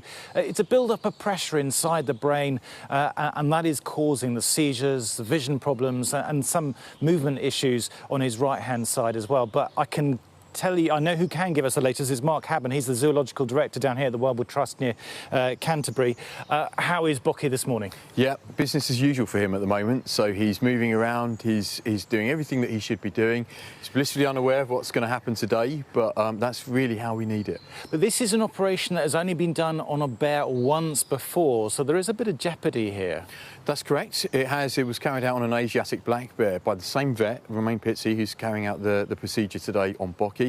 It was successful, and Boki is far healthier and better condition than that bear was at that time. So it was a success, and we're anticipating the same for Boki today. You have kind of been pushed into this now because Boki, being a bear, and the time of year, would soon be going into that deep winter sleep, the torpor that all bears do. So you needed to do it now. Why?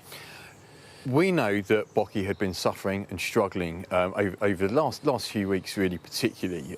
If he goes into torpor, it's going to make it very difficult to provide any aftercare medication that may be a result of this procedure today. So we really did have our hands tied a little bit in terms of timing, and equally we felt that now was the right time to do it. We didn't want this to prolong any longer. And Romain Pizzi has a reputation for taking on cases that other vets won't touch. How optimistic are you of success? We're very optimistic. We know it's worked previously on a bear in more challenging conditions than the ones that we have here. And absolutely every discussion we've had is aimed and focused towards a successful outcome for today, and we're all very optimistic. And Boki didn't have the greatest start in life, did he? Sadly, his parents were rescued from a circus in Spain, and then when he was born at another wildlife park here in Kent, he was rejected by the family unit. So how optimistic are you that you can can give him a really good quality of life after the operation? We're extremely optimistic. We know that bringing him here to Wildwood, he's integrated with our other bears here, and he's become part of a family unit, if you like, playing, interacting, having a really positive experience. Now, that's been impaired through his immobility and the condition that he's suffering from. Once we get through this, I feel that he'll go straight back to normal and he'll live a really enriched, very successful life here with other bears. That's great to hear, Mark. Thank you very much indeed. I mean, we saw Bocky yesterday. He is really cute, very energetic, and they want to make sure that he can go back to doing the kind of activities that young bears do, like climbing trees and jumping in ponds and that kind of stuff. OK, for now, thanks very much indeed. Thank you. Still to come on the programme for you this morning. We look back on this summer's riots in Hartlepool and Middlesbrough with the Police and Crime Commissioner for the area. That's Matt's story. Plus, a stark reminder of the horrors of war, the new Steve McQueen movie premiering tonight at the London Film Festival.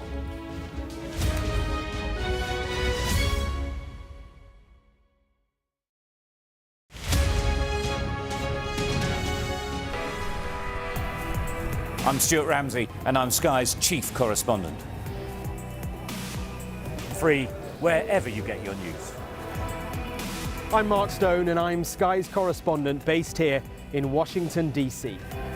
Sky News, get the full story first. I'm Katie Spencer, and I'm Sky News' arts and entertainment correspondent. I'm Lisa Dowd, and I'm one of Sky's Midlands correspondents. The reason I do this job is because you never know where it's going to lead. Our app gives you the very best of Sky News wherever you are. Breaking news, videos and analysis. Evidence of the crisis. Podcasts watching us live. I'm live in Jerusalem. Wherever you get your podcast. All in one place and all at just the touch of a screen. The Sky News app. Get the full story first.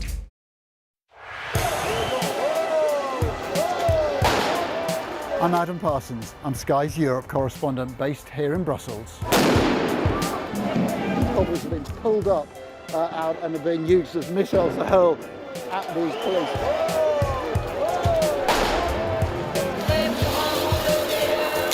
Made by people who dare to challenge. Nice to see you again, Mr. Barnier. Why?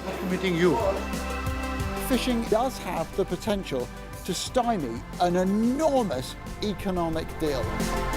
We take you to the heart of stories that shape our world. What strikes you when you come to this glacier is not just the way in which the environment is changing, but the speed at which those changes are happening.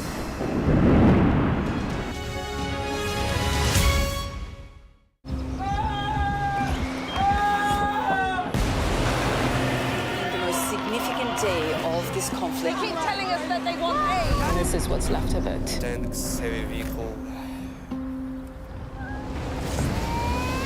Why only in America? People want their country to work. Just want a job in a normal life. Why are these homes empty? I want you to be honest with people. That has happened within minutes. Sky News, the full story first. Free wherever you get your news. I say, bring it on. With America divided and tensions running high, get ready for an election like no other. Join our teams as we follow the campaign trail as America decides. We will win, win, win. Get closer to the action this US election with full reaction and analysis. Sky News, the full story first. Hello again, everybody. Welcome back to the Breakfast Show here on Sky News. Big day today for Bobby J and his buddies. We'll be finding out who the final two are in the Tory leadership contest. Goodness, it's been a long competition. 3 o'clock today, isn't it? 3:30. 3:30, OK. We'll be all eyes on that here at Sky News. Yeah, and he says it's between him and Kemi Badenoch. And he didn't exactly say dark arts, but he was suggesting there was some horse trading going on, but he wouldn't expand on that. I know, right? What else? So we'll have the top stories for you, and we're going to start, obviously, with events in the US. Hurricane, Florida.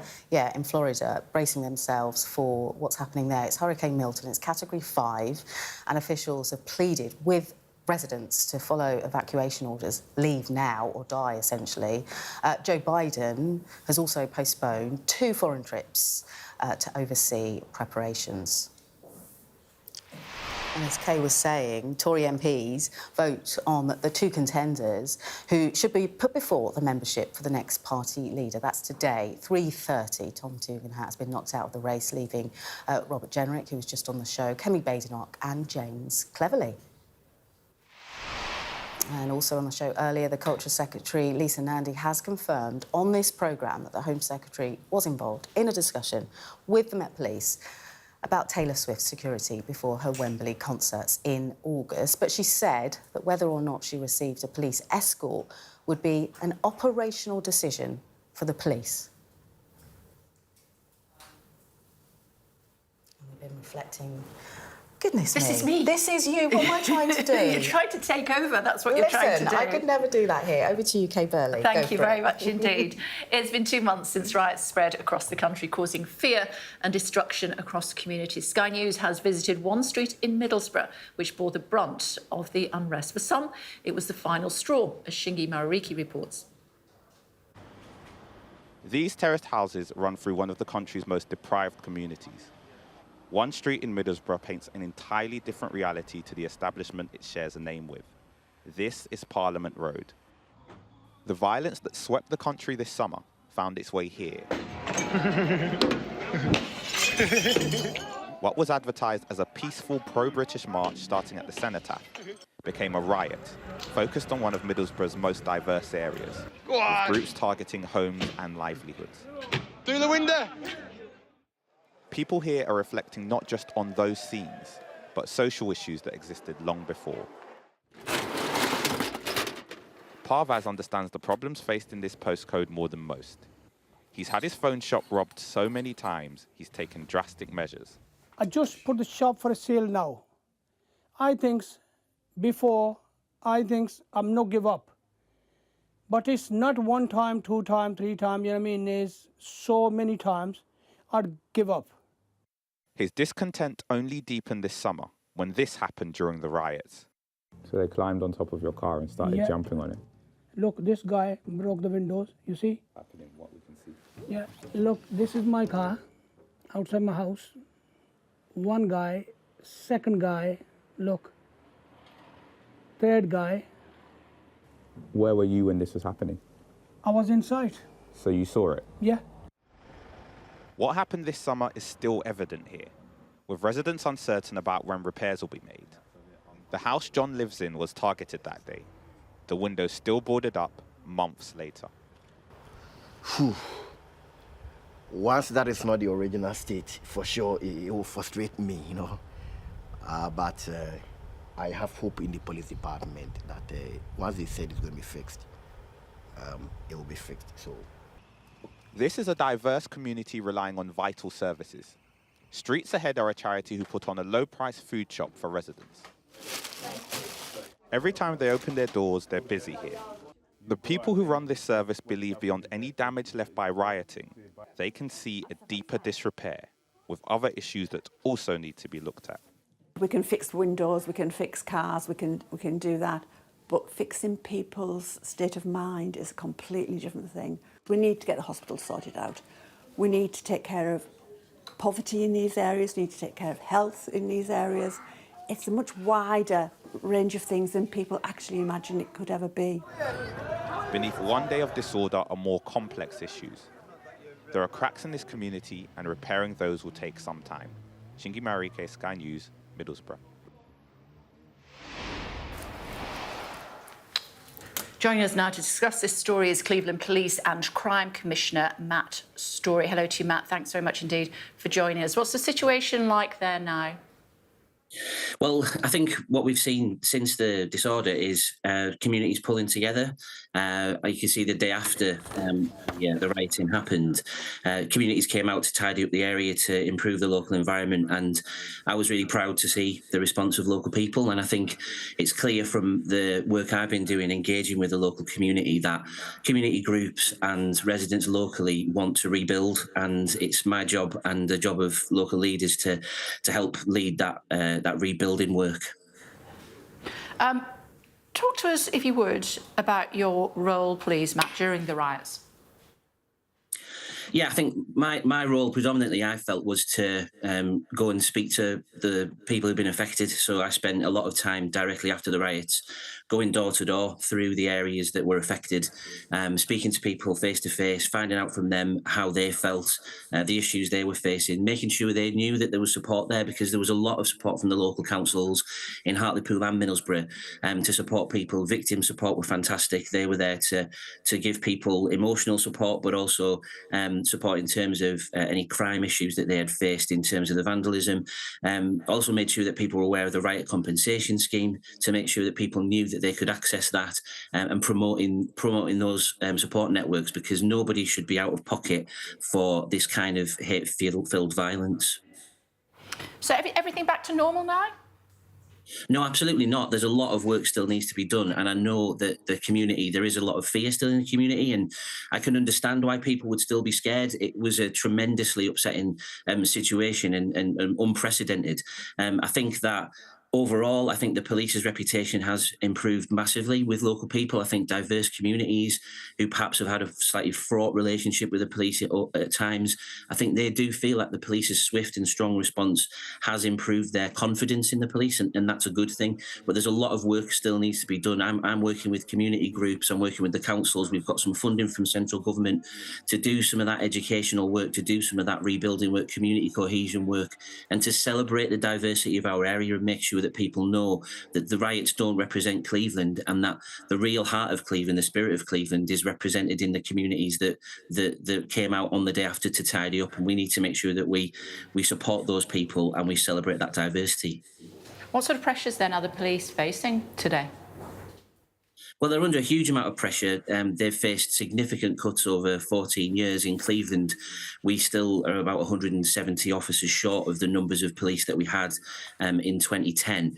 And the picture needs to improve. We need to make sure we get more resources. The government have pledged more police officers, and that's good. And we hope to see that filter through to Cleveland, because we do need that.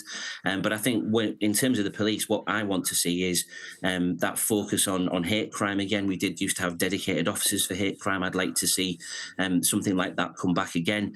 I'm starting up the hate crime partnership locally, which had previously dropped off and wasn't meeting. I want to bring partners together so that we talk about these issues and we deal with that preventative work, so that we're actually talking to people locally and making sure we tackle hate crime and racism head on.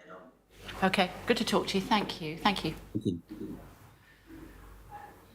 Now, how do you convey the terror that experiencing war firsthand brings to somebody? That's the goal of the British director Steve McQueen in his new album Blitz, getting its premiere at the London Film Festival this evening.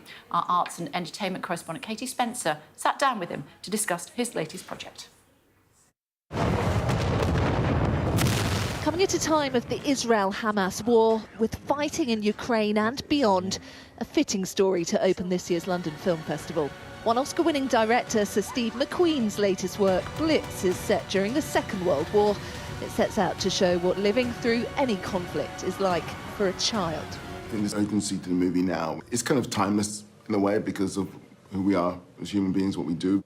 Seeing war through a child's eyes, at what point do we, as adults, look away? Why can't you come with me? Sweetheart, I told you it's an adventure for children only. Saoirse Ronan plays a mum in London who, after having her son evacuated to the countryside for his safety, ends up frantically searching the streets after learning he's defiantly come home. George, the film's young protagonist, inspired by a picture McQueen discovered. I saw this photograph of this boy with an oversized coat and a very large suitcase and a cap, standing in a railway station waiting to be evacuated. This black child, and I thought, that's my end, I have it. It is a much more diverse depiction of wartime London than audiences will perhaps have seen before. My mum sent me away. She did it to keep you safe. Characters like Ife, a Nigerian air raid warden based on a real person and meticulously researched. I'm not interested in pointing anything out. I'm just interested in telling the truth. It's not a case of, as my son said, flexing. It's a case of just telling the truth. It's just normal. It's going to keep you safe, all right? While some fear society has become desensitised to the realities of war, Blitz is a very human study of what it takes to carry on during conflict. Hopefully, it could help in one way, shape, form, or other, take people off their iPhones for 5 minutes or so. From the sound of bombs getting closer to the scramble to find shelters, the film sets out to give a true sense of the terror and chaos of war, set in the past, but just as relevant now. One wish. Katie Spencer, Sky News. Cricket fans everywhere, Joe Root has just made history, becoming England's leading Test run scorer. The batter surpassed former captain Sir Alistair Cook's record of 12,472 runs with this shot on day 3 of the Test series opener against Pakistan. I'm sure that made lots of sense to my son. Still to come on The Breakfast Show for you, the handheld scanning device that could revolutionise how cancer is diagnosed.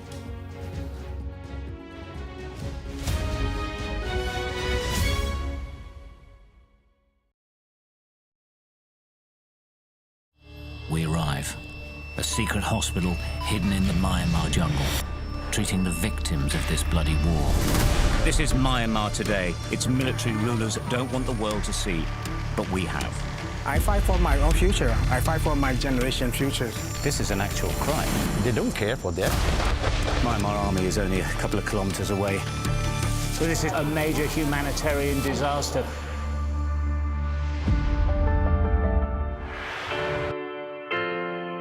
I'm Mark Stone and I'm Sky's correspondent based here in Washington, D.C.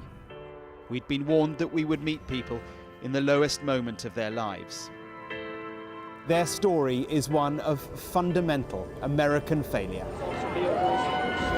Well, a slow drive for the president as he approaches his golf club, but I have to say there are more media here than there are supporters. We love Trump! I've witnessed the remarkable passion for politics here, but the anger too. This is just the audience that Joe Biden wanted. Is this the moment to reform gun laws? You know, it's easy to go to politics. But it's important. It's at the heart of the issue. For all the talk of a toned-down, humbled Trump, yes, maybe there was just a little less rhetoric, a little less divisiveness, but in the end it was the same rhythm, the same speech, the same man. All them people that died in Russia and Ukraine, they'd still be alive today if Donald Trump was the president. If it was my wish, have a businessman that's strong like Trump, but maybe just doesn't say as much, you know? We are under Israeli military restrictions in terms of some of the things that we can film, but it's important to be in there. What we've been allowed to see over here is a humanitarian corridor. Free wherever you get your news. A young American medical student is making remarkable things happen. I've seen a lot of difficult things, and honestly, it breaks my heart. These children don't deserve that. I don't think there's a single Arab I know who isn't seriously disturbed by what's going on. And so they gathered for this wonder of nature. I'm very excited right now.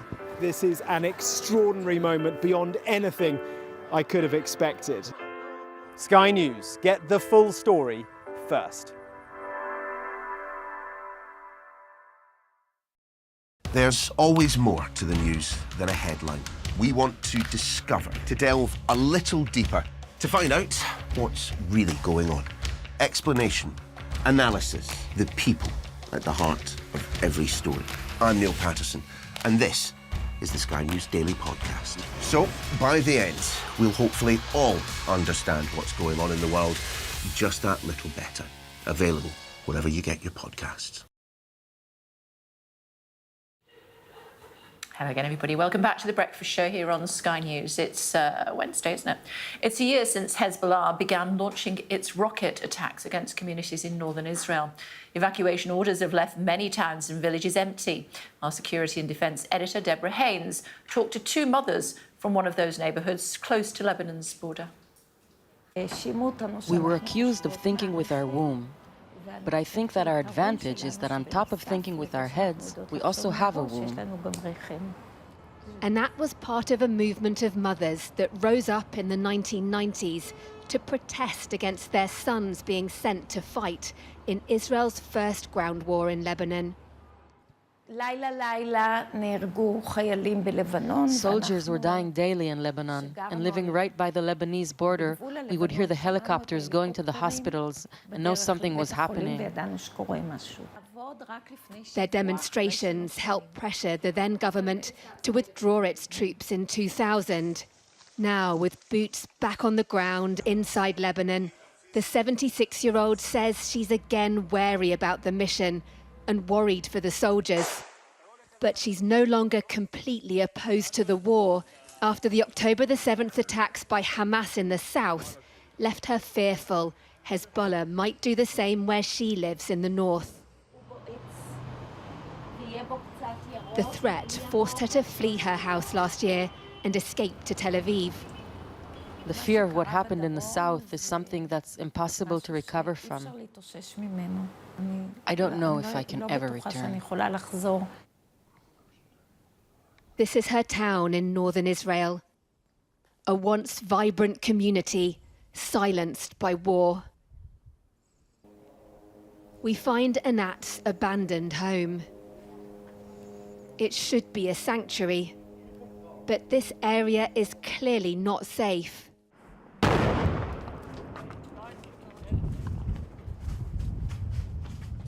We just heard the sound of an explosion, and you can see the impact site over there. That white zigzagging line is the border with Lebanon, so you can see just how close she lives to the border. On the same street, we meet Iris. Like Anat, she too had to evacuate her home. She's just come back to pick up some clothes. In a country where there's conscription, all 3 of her sons are serving, including one who was wounded in Gaza. It's very hard. You're not calm. The first 6 months, I couldn't talk to anyone. I couldn't sleep. I couldn't listen to anyone. Your sons are risking their lives for their country. Do you think that the operation is worthwhile? Of course, it's for our benefit, so we can return home safely and peacefully. But the day after we visit, the town of Shlomi is declared a closed military zone, a widening of the war on Iris and Anat's doorstep. Deborah Haynes, Sky News, Northern Israel. Now, researchers have developed a new handheld scanner which they hope will transform the way certain diseases are diagnosed, including cancer and arthritis. The device can generate highly detailed 3D images in seconds, potentially paving the way for these diseases to be caught a lot earlier. Let's get more with Dr. Sam Godfrey, who is a researcher at Cancer Research UK. Hello, Dr. Godfrey. Thank you for joining us. Sounds like a game changer. It's certainly a really exciting technology, and it's always nice when you get a new technology that you've not had before. What this is allowing us to do is sort of in pretty much real time get really detailed vision of the blood vessels. Now, the reason that could be important in cancer is that cancer, one of its qualities is it's able to manipulate blood vessels. It's able to control them and build its own blood vessels to fuel its growth. And those blood vessels aren't the same as our normal blood vessels. So what this scanner would allow us to do would allow us to look at that and look at that vasculature and sort of understand a little bit more about what's going on, which could have implications not only in diagnosis but also in actual treatment as well. How quickly can you form a diagnosis with this new handheld scanner? Well, it will be part of a diagnosis. It's not going to diagnose cancer all by itself because cancer is an extremely complex disease. But what this allows us to do is it allows us in seconds to look at the blood vessel changes. And by looking at those blood vessel changes, you get a much better understanding of what's going on. Now, there's a lot more that needs to be done if you're going to diagnose a cancer. You need to actually look at the cells. You need to look at a number of things. But what it is it's a really useful tool which gives doctors a chance to do something they couldn't do before. And any new kind of tool like this can really open up whole new avenues in the way that you deal with cancer. Which cancers? So potentially it's going to be anything that's closer to the surface. It's got a depth of about 1.5 centimetres. So you could be looking, as long as you can see through tissue, through skin and through flesh, then it could allow you to look at it. But also I think crucially this is got a lot of applications in things like cancer surgery as well, because when you're doing cancer surgery, it's very difficult to tell what is cancer from what isn't cancer. And obviously the number one goal is to remove all of the cancer. So something like this could allow you to look at the blood vessel changes in those tissues as well, and allow surgeons to be better at differentiating, what the disease is. And if you can remove every bit of cancer, then the cancer can't come back. Too much fat around the organs, I'm guessing, then could cause problems at being able to see the organs. Well, I mean, I think anything that's sort of deeper down anyway is going to make diagnostic challenges. But again, what we're seeing is we've got this new technology that we don't actually yet know how useful it's going to be. We know it's going to be good, we know it's going to be exciting, but now the next 2 or 3 years are about understanding actually what its limitations are, where it's best deployed, and how we can really bring this sort of new technology to bear so that we can help diagnose more cancers better and treat more cancers more effectively. When's it going to be widely available? It's a great question. So in the sort of initial work, they're thinking sort of 3 to 5 years more development needed, because like everything, like this is new science, this is new technology that we've not had something that can do this before. So we need 3 to 5 years to at least understand how it works and where the best applications are. And then from that, and that's what really excites me about research, is other scientists will start using it, it'll start to develop, and hopefully we'll start to see something like this becoming adopted more widely. It's exciting time. Can you use it for other means as well? So one of the things I think that could be quite interesting would be, because cancer changes the blood vessel network around it, that blood vessel network is absolutely key for delivering chemotherapy. So if we could use this scanner to understand that blood vessel network around a tumour, and if we can bring in drugs which are being developed that can manipulate the blood vessels in our favour, you could potentially be using this to determine the sweet spot for when chemotherapy is most likely to be effective. Now, that again is just my speculation. There's a lot of people far cleverer than I who are going to be looking at this, investigating this and seeing how it could be used. And of course, it's not just cancer. So we're already looking at this they're looking at this in arthritis and diabetes, and I'm sure a number of other diseases as well, because blood vessel networks are so integral to our life, and therefore so integral to so many different diseases. Okay, good to talk to you. Thanks for taking the time to join us on the programme this morning. Great news indeed. Thank you. All today's top stories coming up for you in just a moment or two. Do stay tuned our way.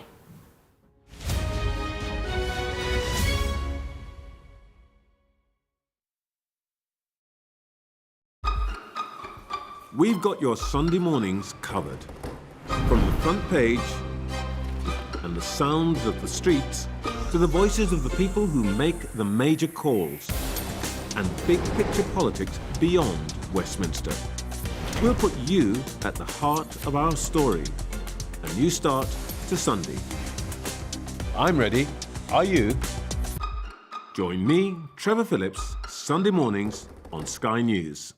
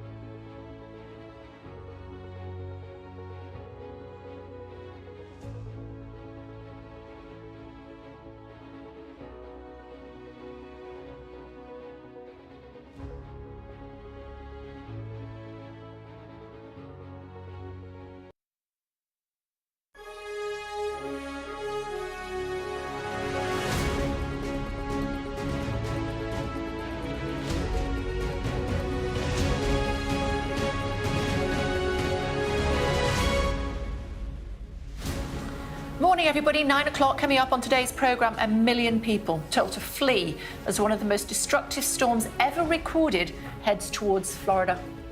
Well, Conservative leadership candidate Robert Jenrick defended his claims that the SAS were killing, not capturing terrorists because of human rights laws. And we'll bring you the ones to watch from this year's London Film Festival. We certainly will. It's Wednesday, the 9th of October. If you don't leave, you are going to die. Officials plead with people to follow evacuation orders as Hurricane Milton bears down on Florida.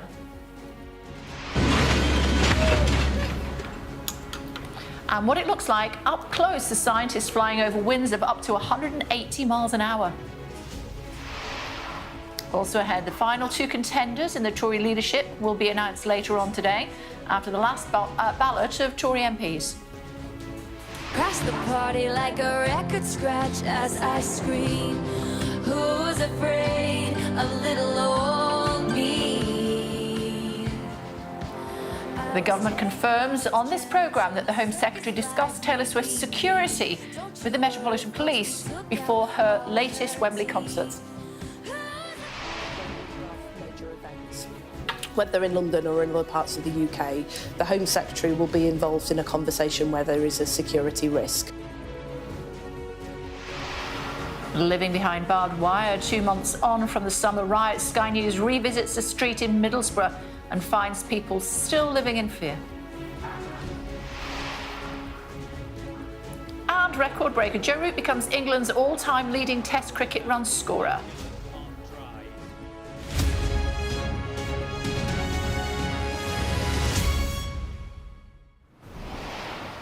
Morning, everyone. Flights between the UK and Florida have been cancelled as the US braces for the full impact of Hurricane Milton. Urgent evacuations are underway, with more than 1 million people told that if they ignore the order, they will die. As we stand, the hurricane has passed over Mexico's Yucatan Peninsula and is barreling towards the west coast of Florida. It's expected to have winds of up to 180 miles an hour when it hits the shores in the Tampa Bay later on today. It's due to make landfall as a Category 3 or 4 storm just days after Hurricane Helene, also a Category 4, left widespread devastation across several states, including Florida. Our US correspondent James Matthews is in Tierra Verde in Tampa and sent this report. It's on its way. In Tampa Bay, you hear it in the wind and see it in the darkened clouds. This is it, Hurricane Milton from a distance, complete with flashes of lightning at the eye of the storm. This is how it looked up close. These are pictures from the research aircraft that flew through winds of up to 180 miles an hour. Well.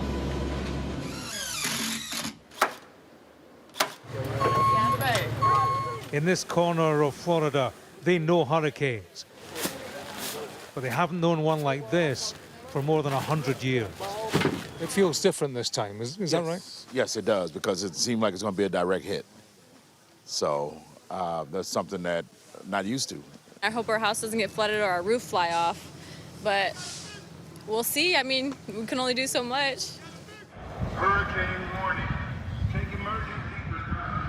Streets were abandoned as large parts of Florida were designated evacuation zones.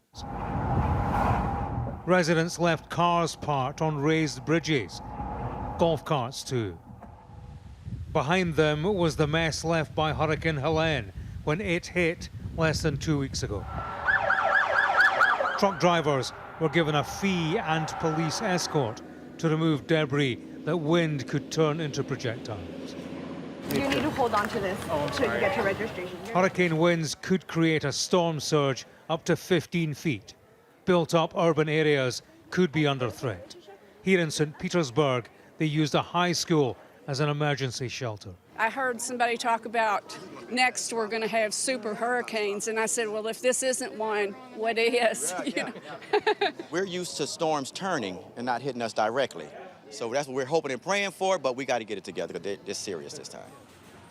At Florida Aquarium, the penguins were taken to safer ground to sit out the storm, as elsewhere the politicians turned their heads towards the hurricane.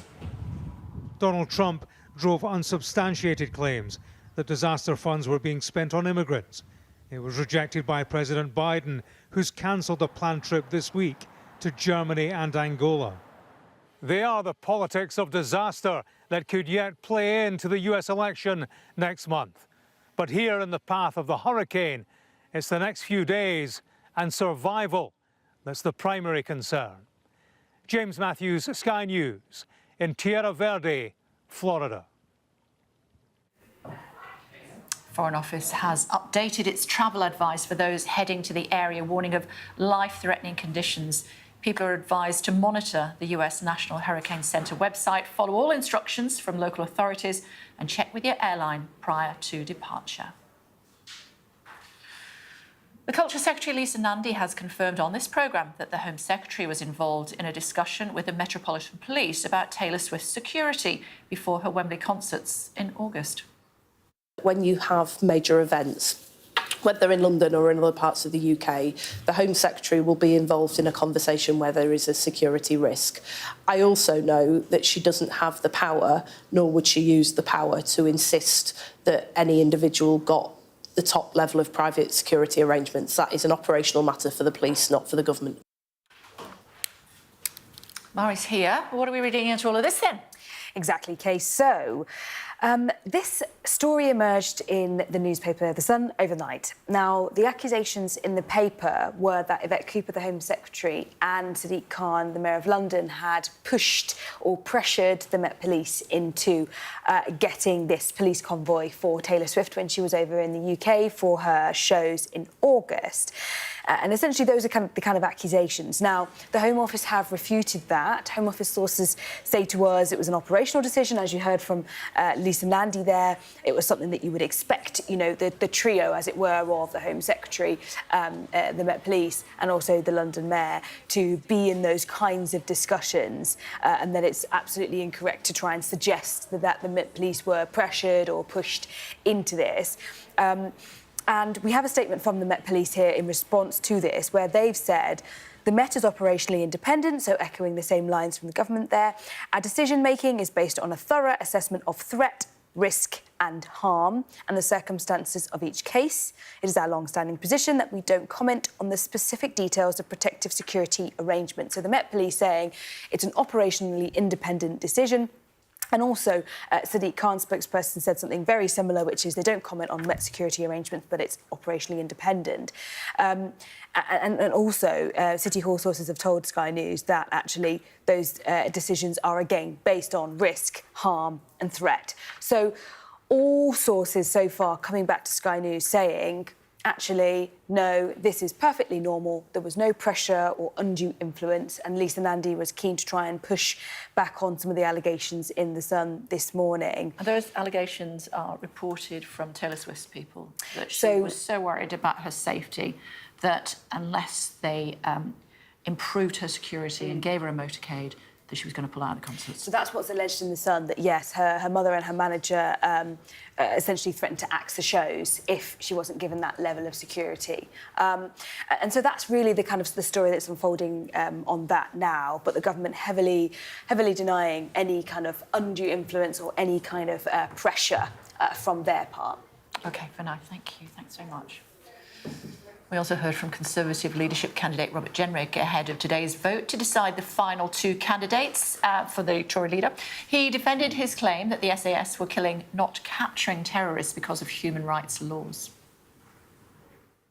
A set of very senior former Special Forces officers wrote in The Times in support of my position, which is this, that the ECHR and our human rights apparatus is limiting the discretion of military planners when they come to decide how to conduct operations overseas. And in some cases, it is leading them to do things like a lethal drone strike rather than sending in our men and women on the ground. And I think that's wrong.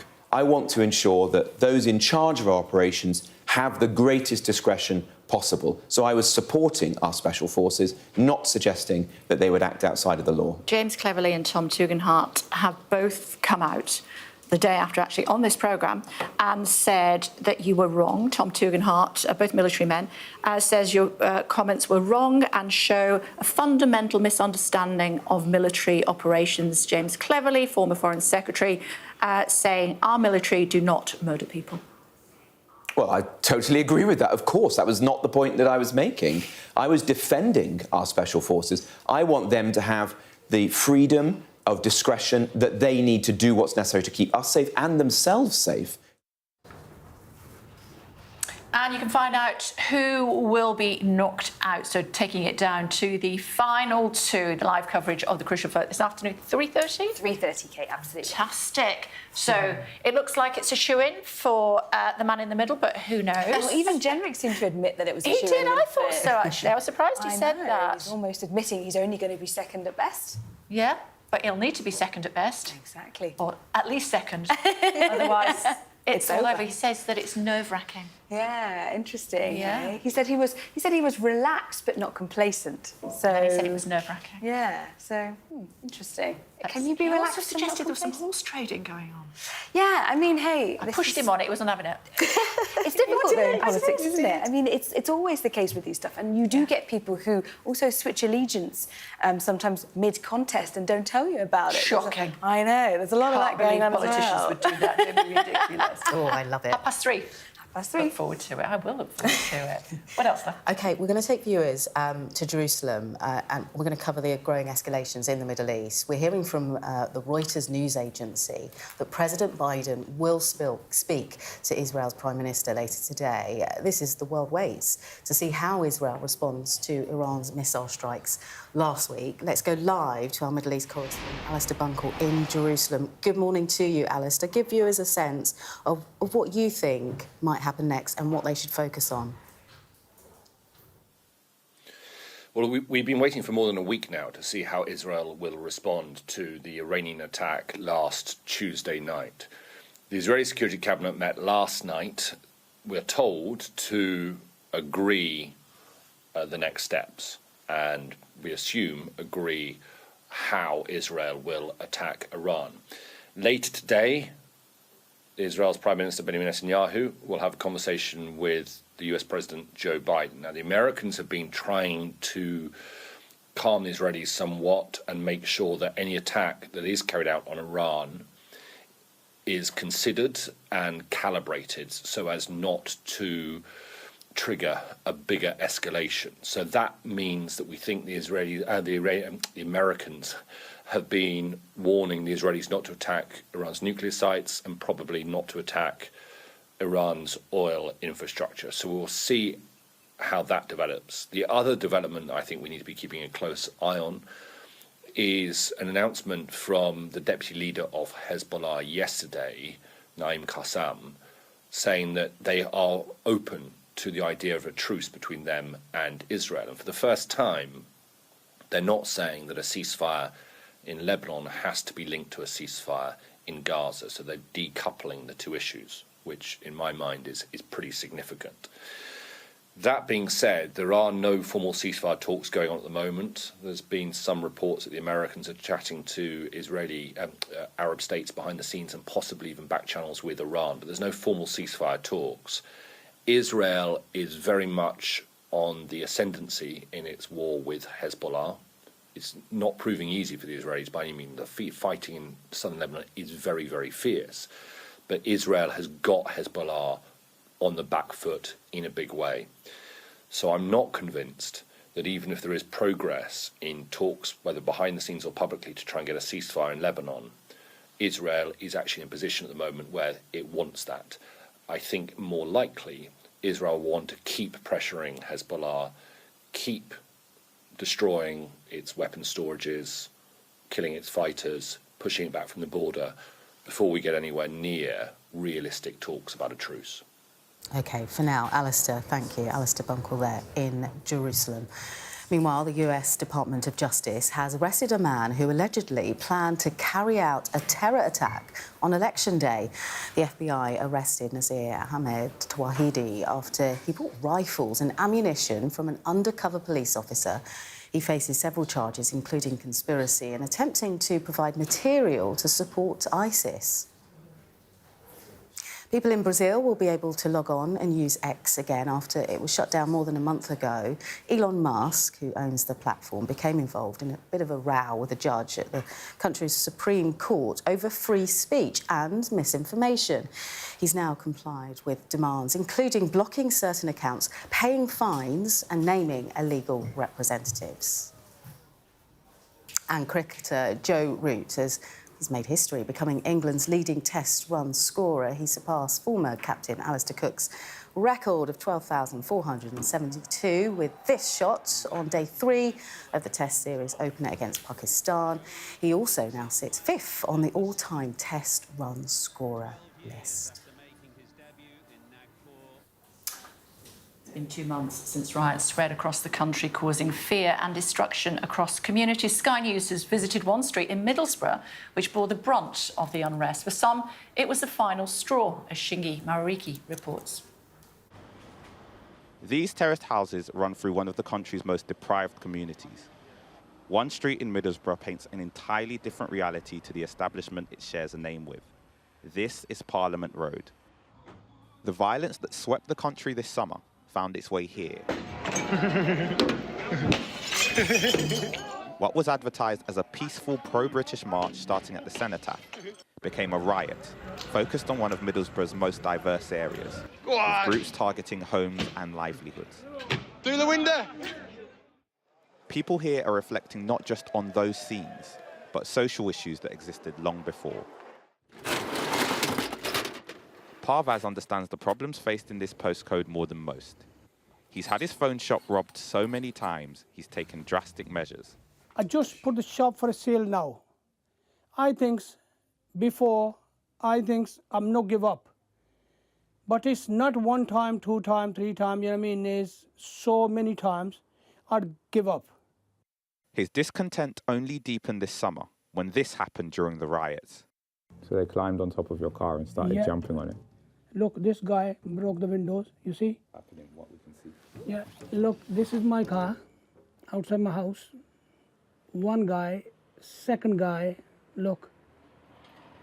Third guy. Where were you when this was happening? I was inside. So you saw it? Yeah. What happened this summer is still evident here, with residents uncertain about when repairs will be made. The house John lives in was targeted that day. The windows still boarded up months later. Whew. Once that is not the original state, for sure it will frustrate me, you know. But I have hope in the police department that once they said it's going to be fixed, it will be fixed. So, this is a diverse community relying on vital services. Streets Ahead are a charity who put on a low-price food shop for residents. Every time they open their doors, they're busy here. The people who run this service believe beyond any damage left by rioting, they can see a deeper disrepair with other issues that also need to be looked at. We can fix windows, we can fix cars, we can do that. But fixing people's state of mind is a completely different thing. We need to get the hospitals sorted out. We need to take care of poverty in these areas, we need to take care of health in these areas. It's a much wider range of things than people actually imagine it could ever be. Beneath one day of disorder are more complex issues. There are cracks in this community, and repairing those will take some time. Shingi Marike, Sky News, Middlesbrough. A 2-year-old bear will today undergo pioneering brain surgery. Boki, a European brown bear, has been suffering seizures and vision problems for the last 5 months. Boki lives at the Wildwood Trust in Kent, which is where Thomas Moore is standing by for us. When's the op, Thomas?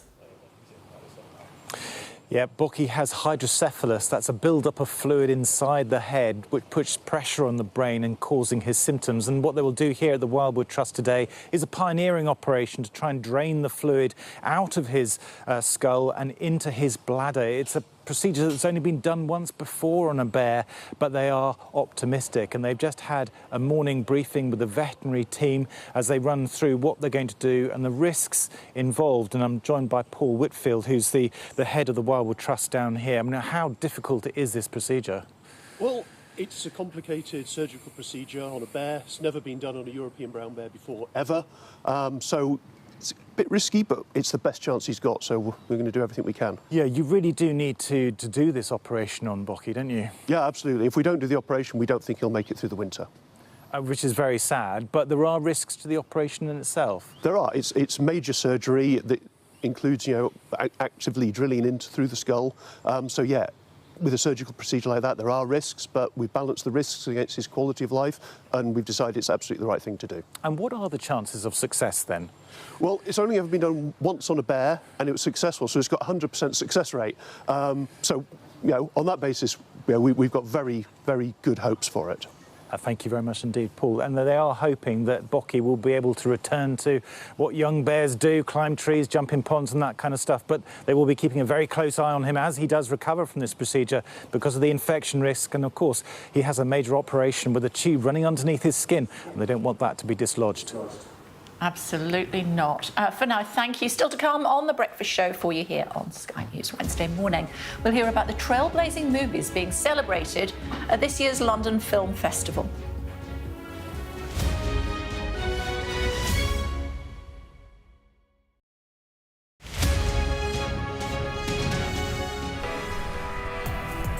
I'm Stuart Ramsey, and I'm Sky's chief correspondent. Free wherever you get your news. I'm Mark Stone, and I'm Sky's correspondent based here in Washington, D.C. Sky News, get the full story first. I'm Katie Spencer, and I'm Sky News' arts and entertainment correspondent. I'm Lisa Dowd, and I'm one of Sky's Midlands correspondents. The reason I do this job is because you never know where it's going to lead. Our app gives you the very best of Sky News wherever you are. Breaking news, videos and analysis. Evidence of the crisis. Podcasts watching us live. I'm live in Jerusalem. Wherever you get your podcast. All in one place and all at just the touch of a screen. The Sky News app. Get the full story first.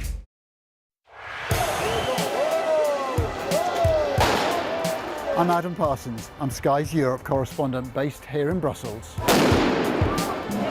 Cobbles have been pulled up out and are being used as missiles to hurl at these police.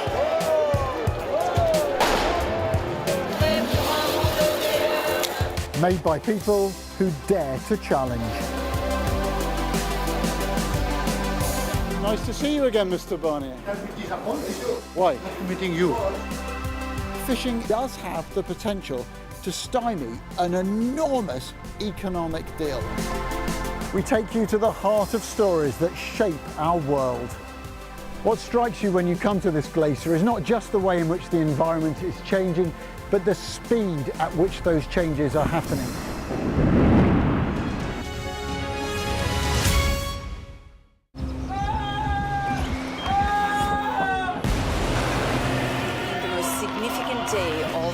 They keep telling us that they want aid. And this is what's left of it.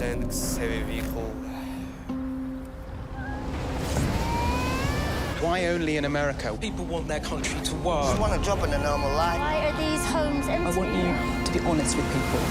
That has happened within minutes. Sky News, the full story first. Free wherever you get your news.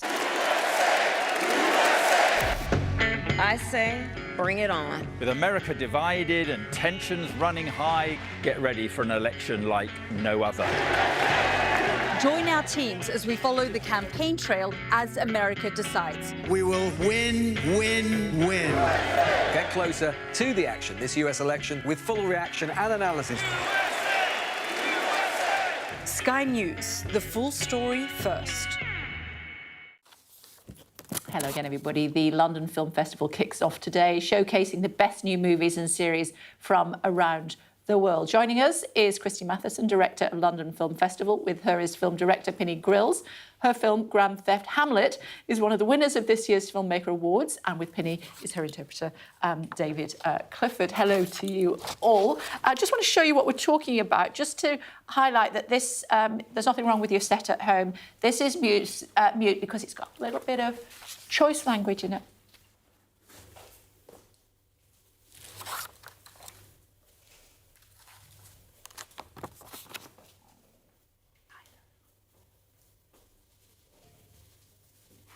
weird, isn't it, when there's no music, there's no sound on it, but we can't actually. Can they hear us talking? They can hear us, absolutely. Absolutely, Pinny. I was just making the point that we had to play it mute. Tell me about Grand Theft Hamlet. Yeah, Grand Theft Hamlet. So basically, the film is all about us trying to put on a production of Hamlet inside Grand Theft Auto, the famous computer game, which usually involves stealing cars and killing people. But we were trying to get people to put down their guns and listen to 500-year-old poetry. So, which was a challenge. And the story is basically about us attempting to cast the game. So cast the game, cast the play. So we had auditions in game, and also to rehearse it and then stage the show. But it was also kind of a story about us all, the pandemic, and kind of us trying to survive that by doing this crazy adventure. Yeah, Christy, what impact did the pandemic have on your business? So film festivals really had to pivot during that time, and so a lot of film festivals went online, and London Film Festival did the same thing under the former director, and so people were able to experience the festival at home but also in cinemas in a distanced way. And last year we had the great joy of being able to bring the festival back fully in person, which felt very, very special. We obviously had the actors' strikes last year, so that meant that there was a lot of American actors who couldn't join us. They're all back this year, which is really exciting. So I think this year feels like probably the first, return after the pandemic, where we have all of our talent that will be with us, but also audiences can enjoy in cinema. So that happens here in London, but also we screen across the UK as well. We had the Culture Secretary on the programme a little bit earlier on today, and she's investing more money in the London film industry. She says she wants it to rival Hollywood. Likelihood? I think so. I mean, if you look at the scale of talent that is here in the UK, but also I think that, there's so many great locations here to shoot. There's great studios where people can make films here. And, last year it was very interesting when we had a lot of big American films, and we had heads of department that came to represent those films, directors of photography, editors, sound designers. Look at any Oscars race any year, and the heads of department and those technical craft awards, so many of those people are British. So I think there's an enormous depth of talent that's, very long-standing here. So, and if you look at British storytelling, it's inventive. None of it's the same as each other. So you have this really great depth of the types of stories that people are telling. Why did you want to make movies, Pinny? Why did I want to make movies? I think movies are about emotion, and they go beyond just giving information. They make us feel things. They make us think about being humans. And I mean, I personally love being inside the cinema. I think the cinema is the best place to watch a film. Because, as when I lost my hearing, I wish there was more captioned cinema in screen. Unfortunately, there isn't that many. But I do actually think that sound in the cinema is something that deaf people can still enjoy. Believe it or not, deaf people do feel sound in their bodies, and IMAX, for instance, can be a really great experience. I think it's different to watching film at home. I just think being in the cinema is so important. I think it's so great that London Film Festival's back, and that it has all these films and cinemas that people can enjoy. Surely we should be able to have subtitles on movies in the cinema. Yeah, and I think more and more, it's certainly for us this year, we will be doing a lot of screenings like that, and each year we're seeing that number go up and up, and it's really important for us because it's, obviously for deaf audiences, it's really important, but there's actually, a lot of younger audiences really like the captions because with the, advent of social media, so many people consume even just television at home, social media with subtitles on. So it's not exclusive to particular audiences. I think a lot of audiences really like having the captions there and are very used to watching, be that something on YouTube or something in a cinema. So we find that audiences really respond, and certainly each year that number is going up, which is really pleasing. Even on Instagram, Reels, a lot of people use captions, don't they? What's your favourite movie ever? Favourite movie ever? Probably something like Ferris Bueller's Day Off. I mean, I grew up in like watching like the big blockbuster movies in the cinema in the 80s and the 90s. So, I mean, Grand Theft Hamlet is very much based on those exciting adventure stories. It's a documentary, but it's very much like an adventure story. It's a bit like Back to the Future. Like you watch these guys doing the impossible thing of putting on Hamlet inside the game. Love it. Yeah. Love it. What about you? Are you allowed to say? Oh, of the festival this year, I will not say. I'm not allowed to have favourites. Yeah. Generally, this is such a hard question. It changes all the time. But I think the film I come back to is The 400 Blows by Francois Truffaut, which I really love. It's a French film. It's a story of a young boy navigating life. And, it's a very touching film. And I go back to it again and again. And, I think about the opening film tonight. We have Blitz, and it's another film with a wonderful young protagonist as sort of the hero of the story. So, yeah, there's something about when children act and just steal a show that is really touching in cinema. I was in a movie with Idris Elba. I really was. Really? I really was. Yes, I was. It was called 100 Streets. It was rubbish, but I was still working with Idris Elba. Oh my God, what an absolute privilege. Nice to see you both. Good luck tonight. Thank you very much indeed. Thank you. Thank you. How do I say thank you? Thank you. Still to come on The Breakfast Show here on Sky News. We'll be speaking to a United Nations peace mediator as the world waits for Israel's response to Iran's missile attack. That to come in just a moment.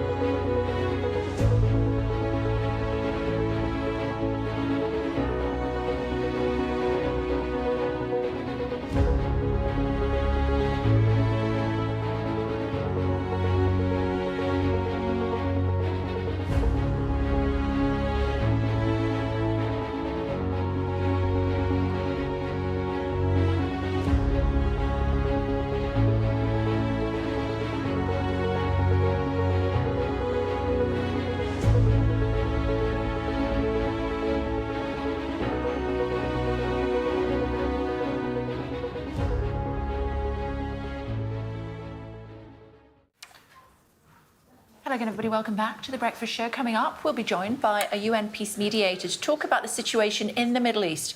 But first, Leah has the headlines for you. Thanks very much, Kay. Flights between the UK and Florida have been cancelled as Hurricane Milton barrels towards the state. 1 million people are being evacuated, and they've been told staying could be a fatal mistake.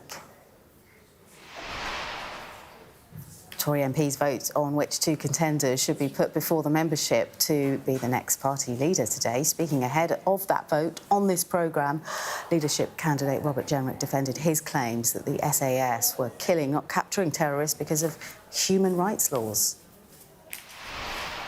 The Culture Secretary, Lisa Nandy, has confirmed on this programme that the Home Secretary was involved in a discussion with the Metropolitan Police about Taylor Swift's security before her Wembley concerts in August, but said whether or not she received a police escort would be an operational decision for the police. And living behind... Was that you? It was my mic pad. OK. Apologies, everyone at home. We can still hear you, so you can it's see, fine. yeah, we've got a report from Shingi Marike. Yeah. This is 2 months on from those riots. And many people in Middlesborough are saying that actually they're still living in fear. So we'll reflect that. And many apologies to the viewers at home for that noise. One of those days. It has, it really It's been has. a good day, though, for Joe Root. Oh, gosh, yes, yes. He has become England's leading test scorer. And actually, he surpasses Sir Alistair Cook's record of 12,472 runs. How amazing is that? That's a lot, isn't it? Yeah. Goodness. Well done, you. Well done, Joe Root. Let me tell you about the Chief Exec of the Post Office. Nick Reed has arrived ahead of giving evidence before the Post Office inquiry. Last month, he revealed that he would resign from the Post next year after temporarily stepping back in July to give his entire attention to preparing for his appearance at the inquiry. Let's listen to what he had to say in the last hour. But you're going to hear a lot from me over the next 3 days, so if it's OK, I'll leave it till then and you can listen to me in the inquiry. Well, he's had a long time to prepare for it, Adele, by his own admission.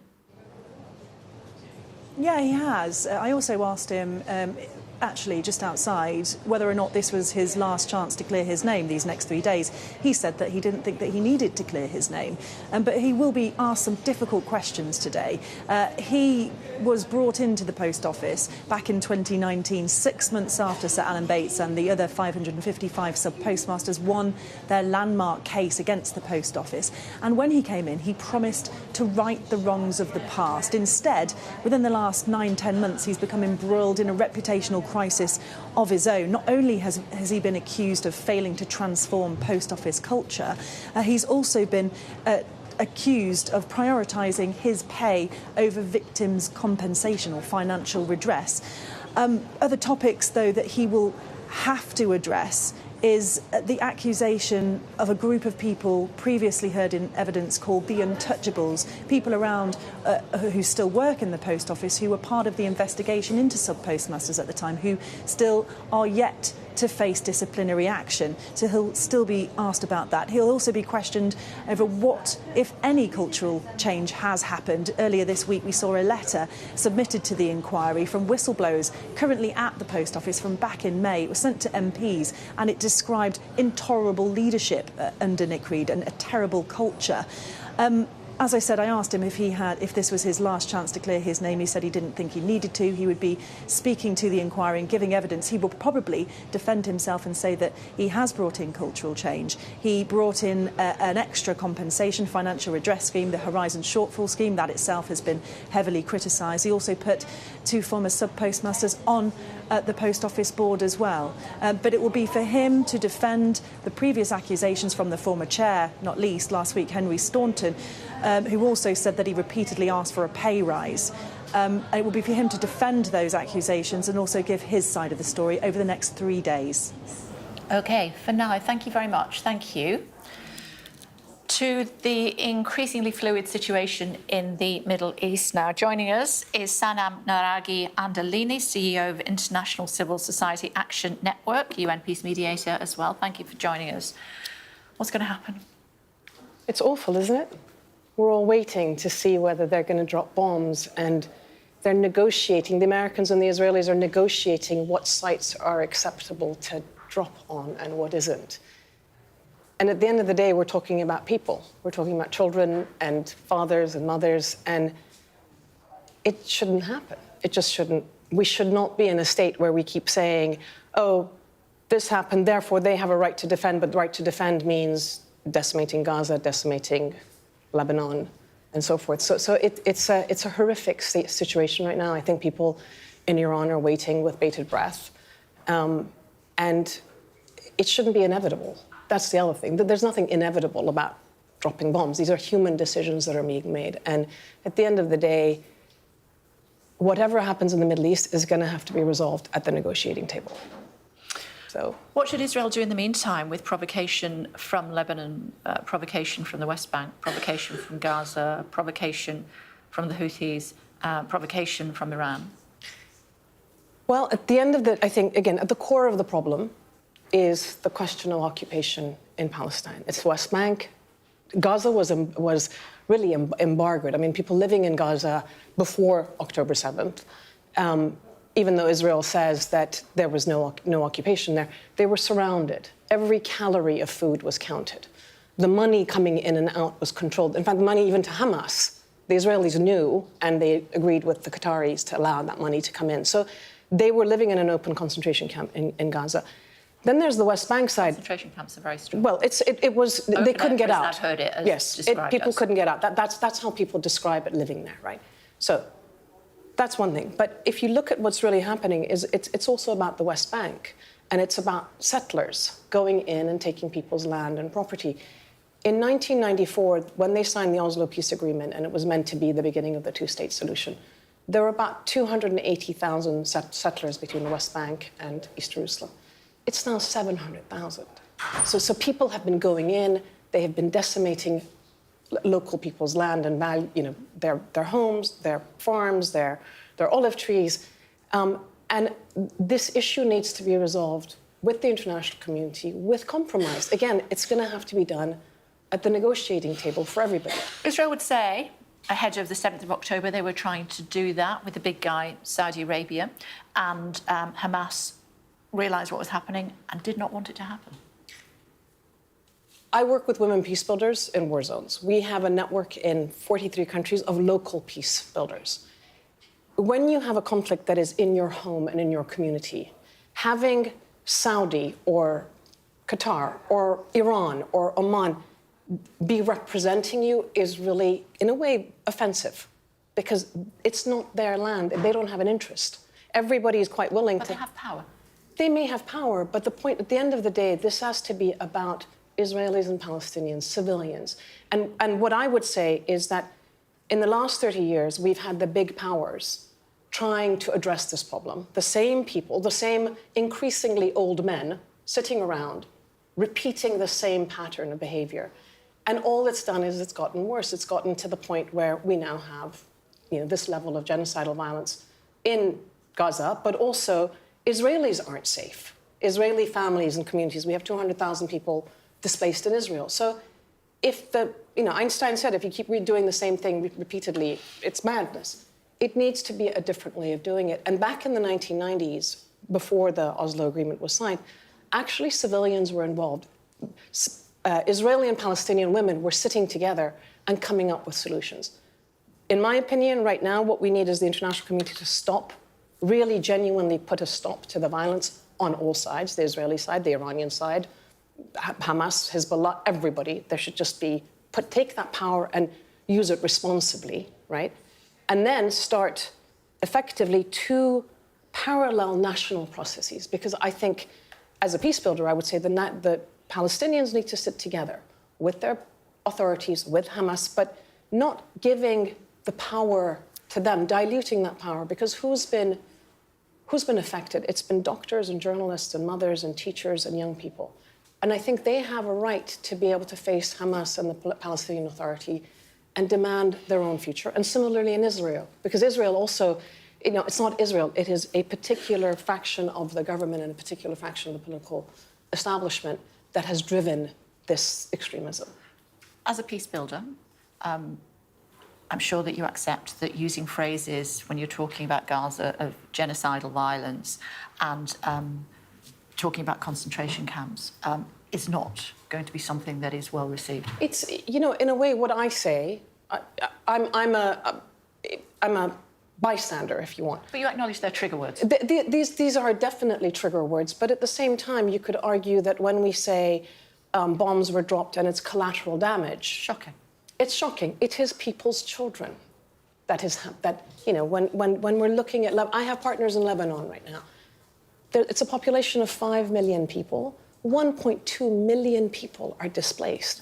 My colleagues are giving blood in hospitals. They're trying to deal with displaced populations in schools.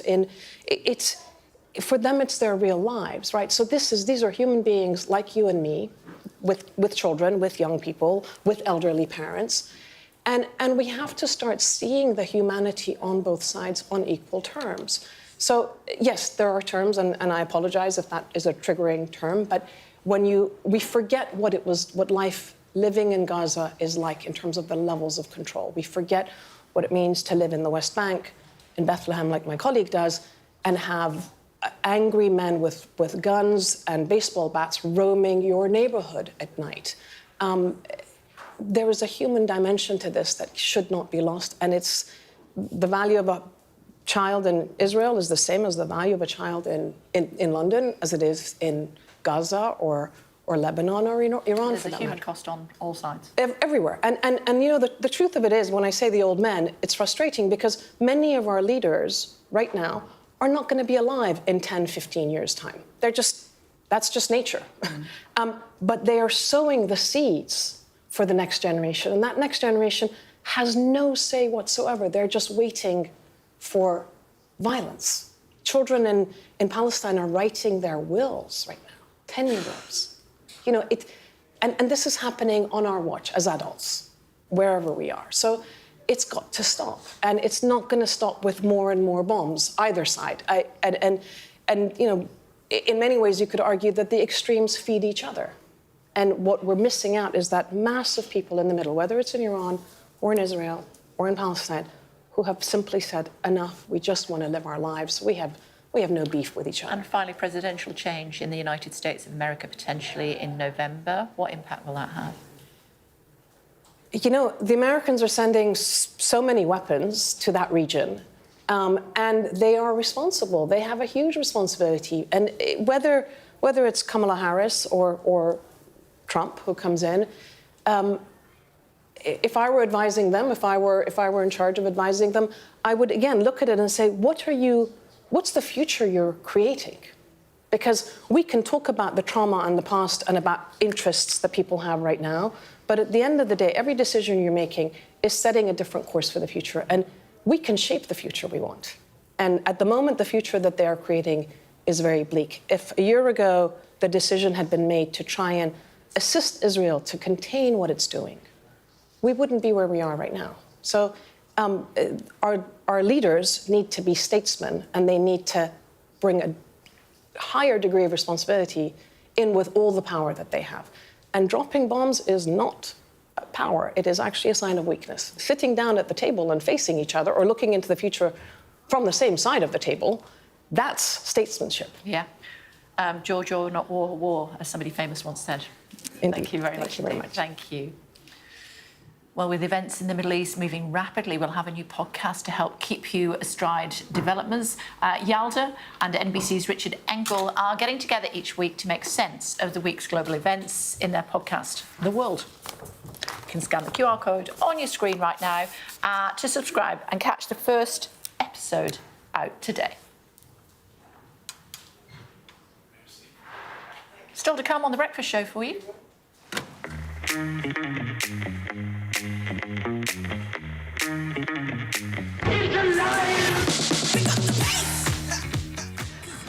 The movies to watch out for as the London Film Festival returns. We'll talk all about it with Katie.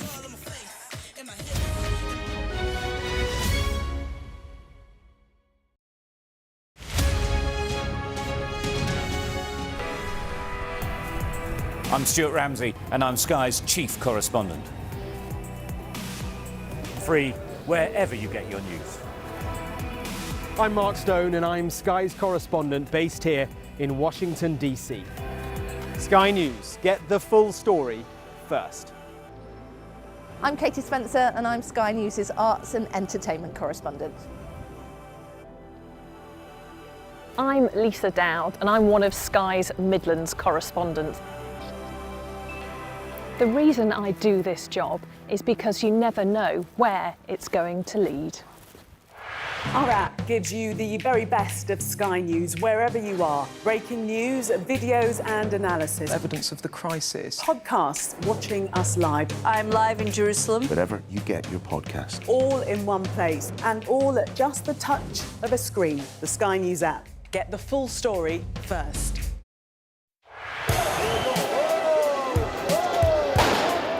I'm Adam Parsons. I'm Sky's Europe correspondent based here in Brussels. Cobblers have been pulled up out and are being used as missiles to hurl at these police.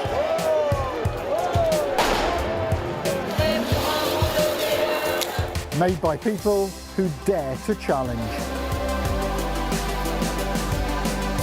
Nice to see you again, Mr. Barnier. Why? Meeting you.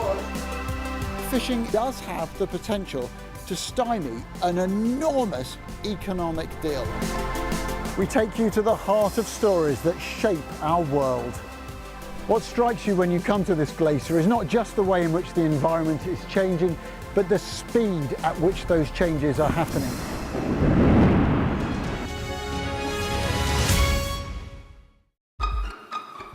We've got your Sunday mornings covered.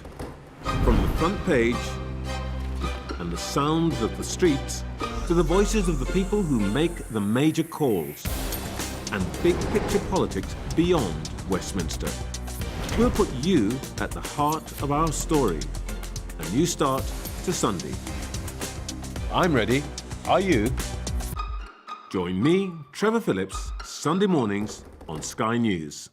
Traveling is not just about the destination. It's also about how you get there. Fly Emirates, fly better.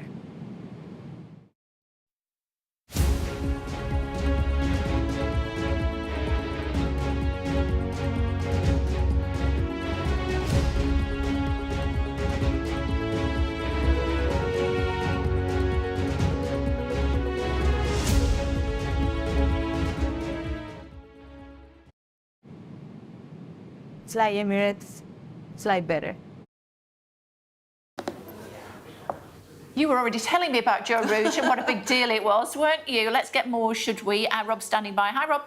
Hi, yeah, milestone day for Joe Root becoming England's all-time leading Test scorer, and it's achieved on the third day of the series opener in Pakistan. He achieved it with a boundary. It means he's passed Sir Alistair Cook's mark of 12,472 runs, and you can see why Cook himself has hailed Root as simply England's greatest. It's come out 12 years after his Test debut against India. That's why another former England captain, Michael Atherton, has been hailing 12 years of excellence. And yeah, his elegance, his gracefulness, and just what a decent person he is being celebrated. And now he is fifth on the all-time list of Test scorers. Perhaps he could even one day overtake Sachin Tendulkar to become the all-time leading Test scorer.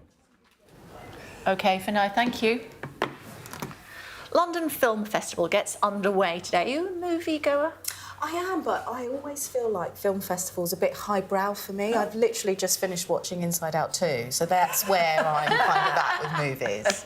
I don't know what Inside Out 2 is. Inside Out 2, Disney. a lot of Oscar buzz about that. People are saying it's going to do very well next year. So, I mean, yeah, come on, that's good. That's an intellectual one if it does well in awards season. And Laurie's never seen any movies when I ask her about But it. Star then Wars. Yesterday, Star Wars, all over it. Actually, I worked at Cannes Film Festival on the red carpet, so I course you have did. actually... In Cannes? Yeah, I used to live in Cannes, which is great. So I occasionally have a connection to a film, but it's so rare, Kate. As you know, I'm not the best movie buff in the world.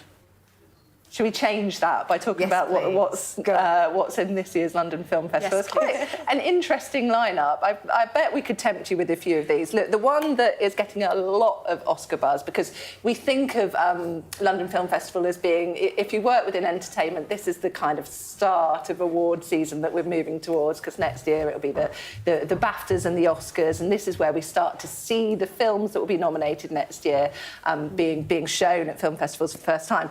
Emilia Perez is a title that you really do need to remember. It's a Netflix film. It is so kind of weird and even hard to define. It's this sort of genre-defining Spanish language and French musical crime drama that stars Zoe Saldana in it. And it's Zoe Saldana, who, of course, we're used to seeing in Avatar and playing almost sort of like smaller roles throughout her career. This is going to showcase her in an entirely different way. It really shows off the brilliant actress that she is. So that is one definitely to look out for. Blitz, which I spoke to Steve McQueen earlier in the week. He's an interesting fellow. Thirsty, we should say now, since he's been knighted. The thing about this, it is an Apple film. Apple seems to have sort of cooled slightly in terms of putting things out in the cinema. So sadly, this is only going to be out in cinemas in November for a week, which is enough to qualify to get you nominated for an Oscar. Cheeky. And then it goes straight onto the streaming platform. So, yeah, I think most of us will end up probably watching it on Apple TV. Speaking of Apple TV, Slow Horses, love it. Yes. Series finale tonight. Ooh. I know. Are you I know what you're going to be doing. No, I'm not. I'm only on season 1. So oh, stop. I know. I came to it really late in the day. It's brilliant. Season 3, best. But what's his face looks so dishevelled, doesn't he? As well? I can't remember. Why can't I remember his name? Gary Oldman. Gary Oldman. He was gorgeous in real life and really sweaty and he does it brilliantly, doesn't he? Yeah. We're almost out of time. Oh well, can we say very quickly Night Bitch with Amy Adams, which is if any new mum who's had a sleepless night will maybe be able to relate to it. It's a very surreal tale of a woman who's staying up through the night to look after her baby, who then thinks she's a dog. Oh, wow. Oh, I wonder what you were using that phrase for. We can get away with it in that context. Yeah, it's brilliant. It's mad. Fantastic. I was saying earlier, I don't know if you heard, I was in a movie once with Idris Elba. Oh, if you're going to do it with anyone, Idris, come on. 100 Streets, look it up. Let me know what you think. It was rubbish. Still to come, all today's top stories for you, and we'll be back tomorrow at the same time. Have a great day.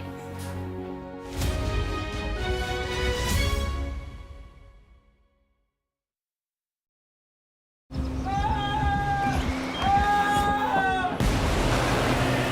most significant day of this conflict. They keep telling us that they want aid. And this is what's left of it.